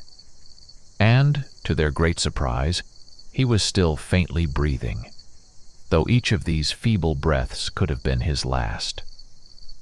The priestess was plagued with doubts, as the villagers quietly murmured among themselves. She understood the weight of the responsibility that would fall upon her after making a decision, whatever it might be. Her face was stern and burdened with heavy thoughts as she listened to their hushed voices. The hero has returned. The night monster has regained flesh. Truly, I thought my end had come. The dark clouds of fate had closed in around me. The spectral tentacles of death reached out, bringing retribution for all the crimes I had committed. Weakened and despaired, I had finally given up. Resigned to my fate, I was ready to fade away forever. But the same fate, or perhaps a completely improbable coincidence, suddenly opened the door of my prison. I heard nothing, saw nothing, and felt nothing. I was simply dying. But I was carried out into the light, brought to the village, and fed with the blood of a prisoner. I did not defeat my curse. It will only end with my death. But I learned that Roger Adalric, the glorious night monster, could not entirely rid himself of his terrifying need either, but only satisfied it with those for whom it was not a crime, but a just retribution for grievous sins. These people see me as the second hero. They say that wise fate placed the sacred relic in my hands, and then sent trials to test my will. Truly, I don't know if I passed this torturous test. But what seems entirely certain to me is that I will never be the same again. I can never defeat my demon, but neither can I live with it as I did before. I endured a tense struggle with it, in which neither of us would have won, if not for my saviors. They could have simply finished me off. It seems I owe them, to them, and to all those who can see in a vampire more than just a bloodthirsty spawn of the abyss. It seems I may repeat the fate of the one whose grave I rashly disturbed. In any case, I will never be the same again. He set aside the quill, stood up, and walked to the mirror. His sword stood, propped against a small table. He looked into his own eyes in the reflection. His face was almost human again. But he knew all too well the full significance of that almost. Story 4. I am a fool. I did not appreciate what I had. I didn't value my life, neglected my friends and relatives, and the people who sought to help and support me. I was hasty to escape it all, I muttered, my voice blending into the heavy silence that hung over the room. The gloom swallowed the words as soon as they left my lips. Resting my forehead against the cool, damp wall, I let the cold seep into my skin. The monotony of my past life, the repetitiveness of work and return home day in and day out seemed far away now. It gnawed at me then, a constant rat of dissatisfaction chewing through my sanity. I felt destined for more, for something special, something out of the ordinary. Be careful what you wish for, right? Now, I wasn't sure if I'd even live to see the morning. I've locked myself in this room shrouded in a darkness so thick. It feels palpable, almost solid. No one could enter this room but me. My plan was to be safe, but it turned out differently. My breathing became heavy and irregular with fear, and in the darkness I felt someone else breathing beside me. In that oppressive darkness, someone was breathing heavily and coming toward me. And then I heard her whisper, "What a lovely night." A woman's voice, clear as a bell, eerie in the quiet. My blood turned to ice. My heart pounded against my ribcage like a desperate bird trying to escape a cage. My hand scrambled for the doorknob, and I shot out of the room. out of there, into the night, into the unknown. A year ago, I wouldn't have been in this godforsaken place. A year ago, I was just Tom. Tom with a wife, a mortgage, a secure job, and a life as mundane as it was comforting. But then, the divorce happened. It rattled me, shook me to the core. I looked at my life and realized I was unhappy.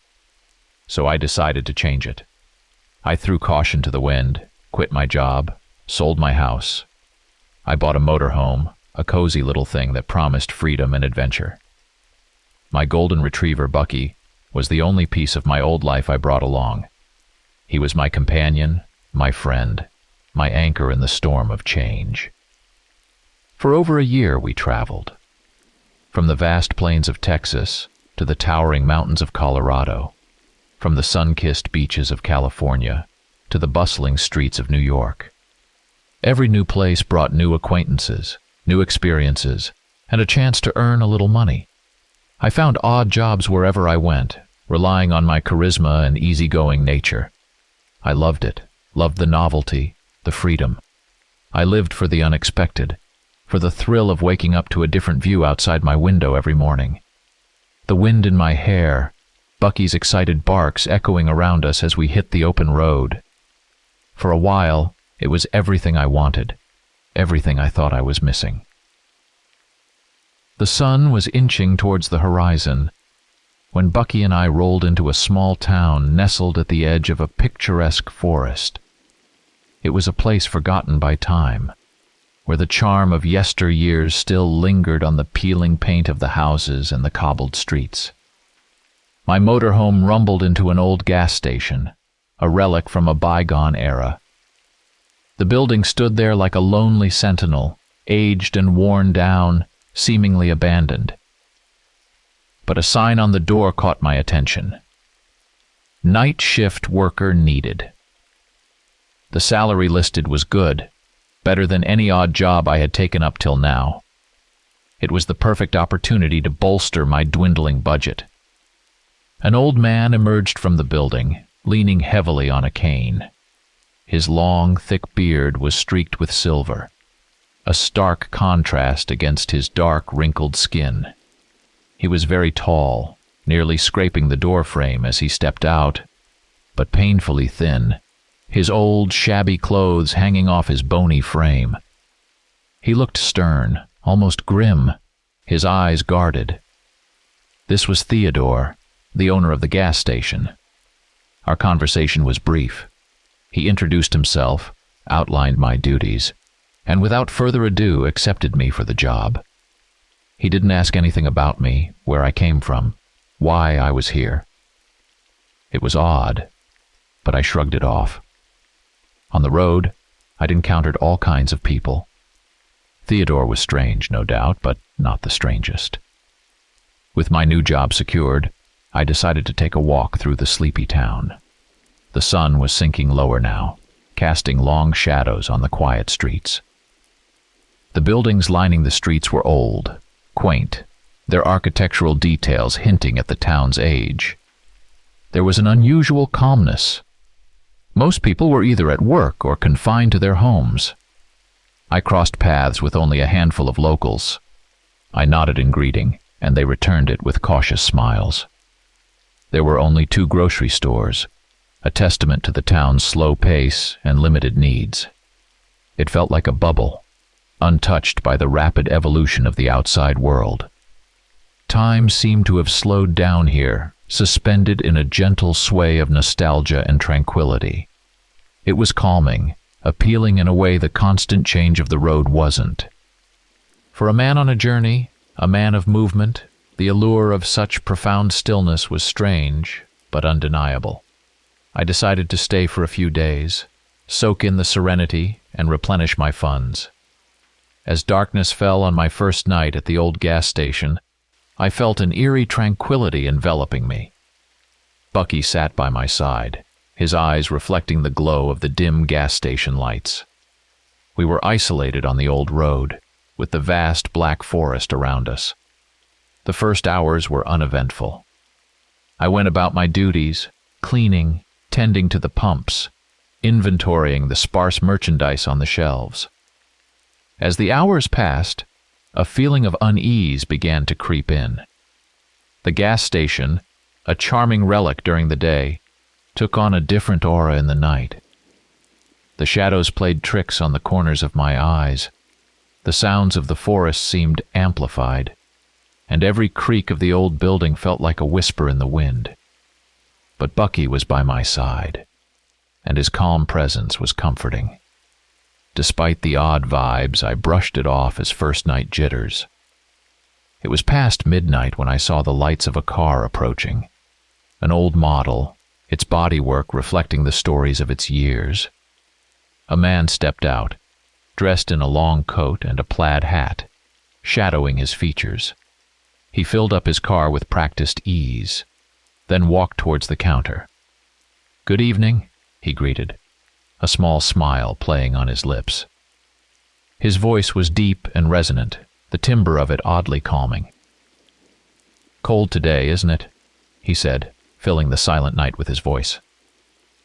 We got talking then, about the weather, about cars, about the landscape around us. He introduced himself as Edward. Edward was a seasoned traveler, a man who had seen the world. His stories were fascinating, his words painting vivid pictures in my mind. He spoke of his travels, how he had journeyed on this road many years ago, how much it had changed, yet how much had stayed the same. His stories were woven with a love for the area, and I found myself drawn into his tales. Throughout our conversation, Bucky behaved peculiarly. He growled when Edward first approached, then retreated behind the counter, whimpering softly. It was unlike Bucky to behave this way. But Edward didn't seem to notice, and Bucky's unease didn't escalate. I dismissed it as my faithful companion being wary of a stranger. As the night grew deeper, Edward left, his old car disappearing down the road. The rest of the night was quiet. The only customers were the stars above and the whispers of the wind. With the first rays of dawn, Theodore arrived. I handed over the night's earnings, a sense of accomplishment filling me. Despite the oddities of the night, it had been a good first shift. The next 2 nights were uneventful. Edward, the lonely night traveler, was my sole patron. His visits were like clockwork, midnight on the dot. Bucky's behavior, however, grew stranger by the hour. He'd whine at the sight of Edward, disappearing behind the counter, and sometimes refusing to leave the motorhome entirely. He was especially unsettled around Theodore. Their indifference to Bucky was odd. They seemed oblivious to him, not even acknowledging his presence. I tried to reassure Bucky, comfort him, but nothing seemed to work. On the 3rd night, I decided to leave Bucky behind. He whimpered and nipped at my trouser leg as I readied myself for my shift. His eyes were full of a fear I couldn't fathom. It was heartbreaking to see, but I felt it best to leave him behind. The night was eerily quiet as I settled in.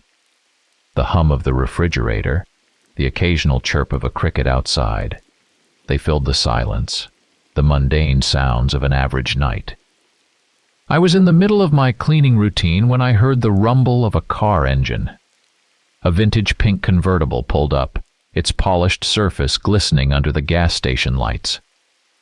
A woman stepped out, her dress a retro 50s style, her hair coiffed to perfection. She approached the counter with a disarming smile, asking for directions and petrol. As I filled her car, we exchanged small talk. I felt a strange sense of déjà vu, an unsettling feeling I couldn't place. Her smile, her laughter, it was oddly familiar.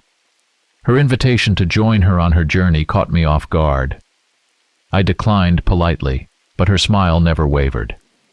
She left as abruptly as she'd come, her departure leaving an inexplicable void in her wake. The 4th night brought another visitor. Her young face contrasted against her old-fashioned dress. Her eyes held an ineffable longing. She too needed fuel, but there was more to her than a mere need for gasoline. As we conversed, her story unfolded.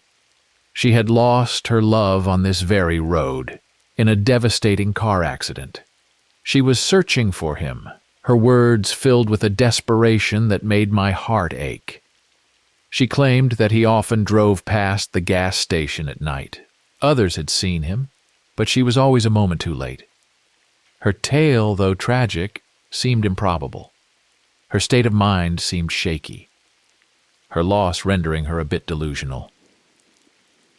After filling her car, she smiled a sorrowful smile.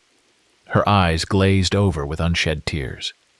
She drove away, leaving me standing there, her story resonating in the silence of the night. A peculiar pattern began to emerge over the next few nights. An increasing number of my customers seemed trapped in a time warp, their outfits reminiscent of bygone eras, their cars vintage models, like they'd driven straight out of an old photograph.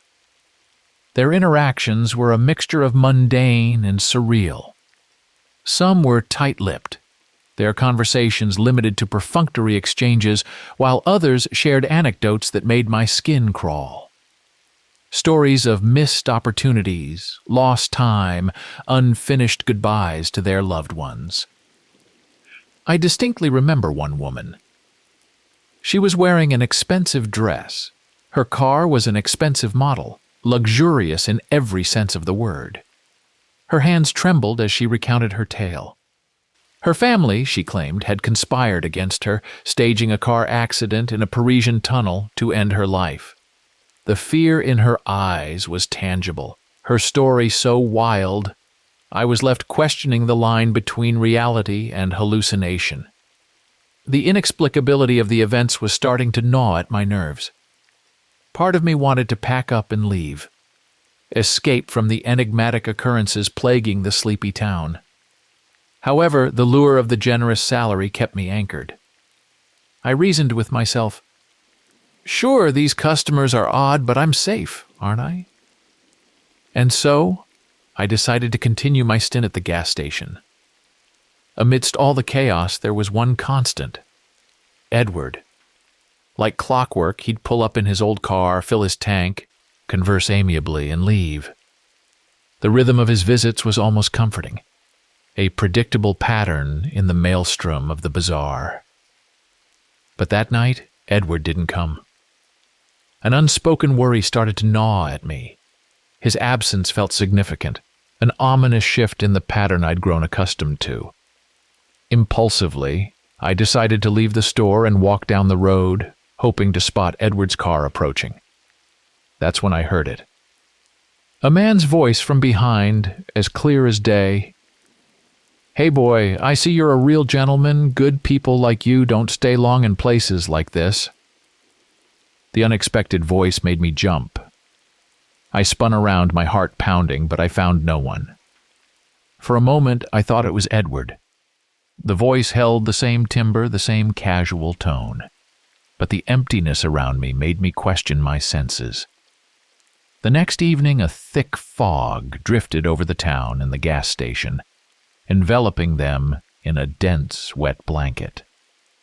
As I stood near one of the gas pumps, a woman's voice punctured the silence. "Excuse me, could you check the tire pressure?" I turned sharply, but the fog held its secrets well. There was no woman, no car, just the thick mist slowly swirling around me. A chill spread through my body. The fear was no longer just lurking in the shadows. It was confronting me head-on. Seeing no one around, I decided to retreat into the relative safety of the store. As I turned to leave, a sound pierced the quiet, the unmistakable hum of a car engine. It pulled into the gas station, the grind of the tires, the click of doors opening and closing. There was laughter, a murmur of conversation, a tableau of normality painted in sound. Yet when I looked around, I was alone. The gas station was deserted, a stage with no actors. The fear seized me, propelling me towards the store. I raced inside, slamming the door shut, my heart pounding as the locks clicked into place. I was terrified, struggling to make sense of what was happening. Was I hallucinating? Was it the gasoline fumes playing tricks on my mind? Or was sleep deprivation finally catching up with me? The unease deepened, wrapping its icy tendrils around my heart. I decided to close the shop and gas station. I needed to get away. As I picked up the keys from the counter, I turned back towards the door and froze. Outside, through the fog-smudged glass, stood a guy. He was in a black leather jacket, his skin pale and stretched taut over his slender frame. His eyes were the most chilling, lifeless, and glassy, straight out of a horror movie. "Full tank, please," he said, his voice a chilling echo in the silence. My heart pounded in my chest. My hands shook as I slipped the key into the door, ready to close up. "What are you doing, Tom?" he asked. His words were like ice on my spine. He knew my name. I'd never seen him before, yet he knew me. As I locked the door, my gaze drifted beyond him, into the fog. The gray was dotted with shadows, shapes of vintage cars, and specters of people. They stood silently, watching the store, watching me. Then came a rustle behind me. I turned around, my heart in my throat, to see a young boy standing there with bags of salted nuts. He grinned, his eyes dancing with mischief. He began to speak, but the words were foreign, unintelligible. The fear swallowed me, pushing me to bolt towards the back room. I slammed the door behind me, leaning against it as I fought to catch my breath. My heart pounded in my ears as the reality of what was happening began to sink in. I was caught in a nightmare I didn't understand, and I had no idea how to escape. Shut inside the room, I locked the padlock, the click echoing in the silent space. The only sound for miles, it seemed, was the frantic rhythm of my heartbeat. For a moment I let myself believe I was safe, that the solid door could keep out the strange happenings beyond it, but even as I tried to slow my erratic breathing, the air around me became heavy with the unmistakable sound of someone else's breath. In the darkness, I could hear the labored breathing of another, drawing closer with each moment. An icy shiver crept down my spine, my heart rate increasing in the suffocating silence. Suddenly, the whispering voice broke through the quiet. "What a lovely night." Turning around, my eyes barely made out a figure. The woman. The woman with sad eyes who had been visiting the gas station. She was looking for her lost love, the one claimed by a deadly car accident. The realization sent adrenaline coursing through my veins, prompting me to leap to my feet. My legs carried me towards the door, my hands shaking as I fumbled with the lock. Bursting out of the room, I found myself face to face with the familiar sight of Edward's car. The sound of its honking horn was like a life raft to a drowning man. Edward was in the car. The window rolled down as he urgently beckoned.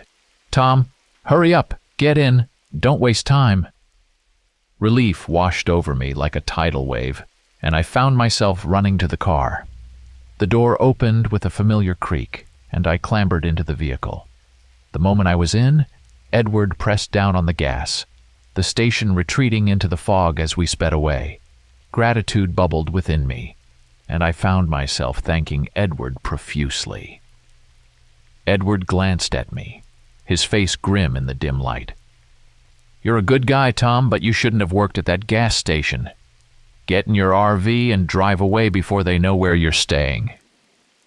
His words echoed in the tight space of the car, wrapping around me like a chilling prophecy. "But who are all these people, Edward? Why are they so scary? Edward, who are you really?" I found myself blurting out, desperate for answers to the riddles that had been plaguing me.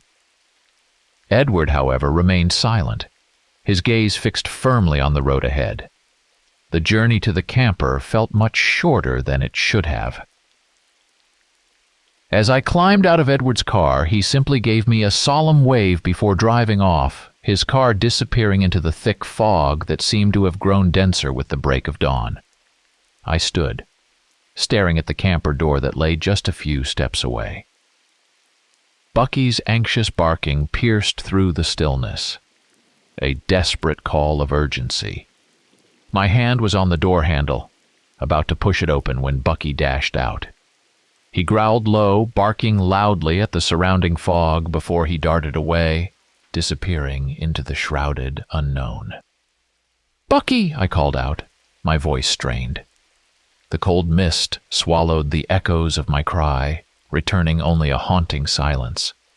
As I strained my eyes through the dense fog, I began to discern looming figures slowly emerging from the misty veil. Their silhouettes grew increasingly distinct as they steadily advanced. They were the people from the gas station, the strange apparitions that had inexplicably marked my existence these past few days. My heart pounded in my chest as I watched them draw closer. In the face of the unknown and with Bucky lost in the fog, my instinct screamed at me to heed Edward's advice. I forced my feet to move, carrying me back towards the safety of my RV. The familiar metal under my hands was a grounding force as I clambered into the driver's seat, slamming the door shut behind me. My foot pressed down on the gas pedal. The RV lurched forward, pulling away from the enveloping strangeness of the town. Fear was my guide now, a relentless motivator urging me further away from the spectral gas station and its enigmatic customers.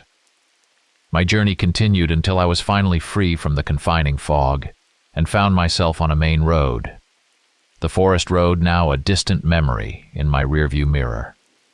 It wasn't until I reached the safety of another small town that I allowed myself to breathe again. In this relatively busy township, I was horrified to learn that the old forest road had long since been erased from maps. Even more chilling was the revelation that the sleepy town, the place I had just escaped from, had burned to the ground decades ago, its inhabitants lost to the merciless flames. And the gas station, the eerie hub of my inexplicable encounters, was unheard of. Gas stations, horror story, scary night shift stories,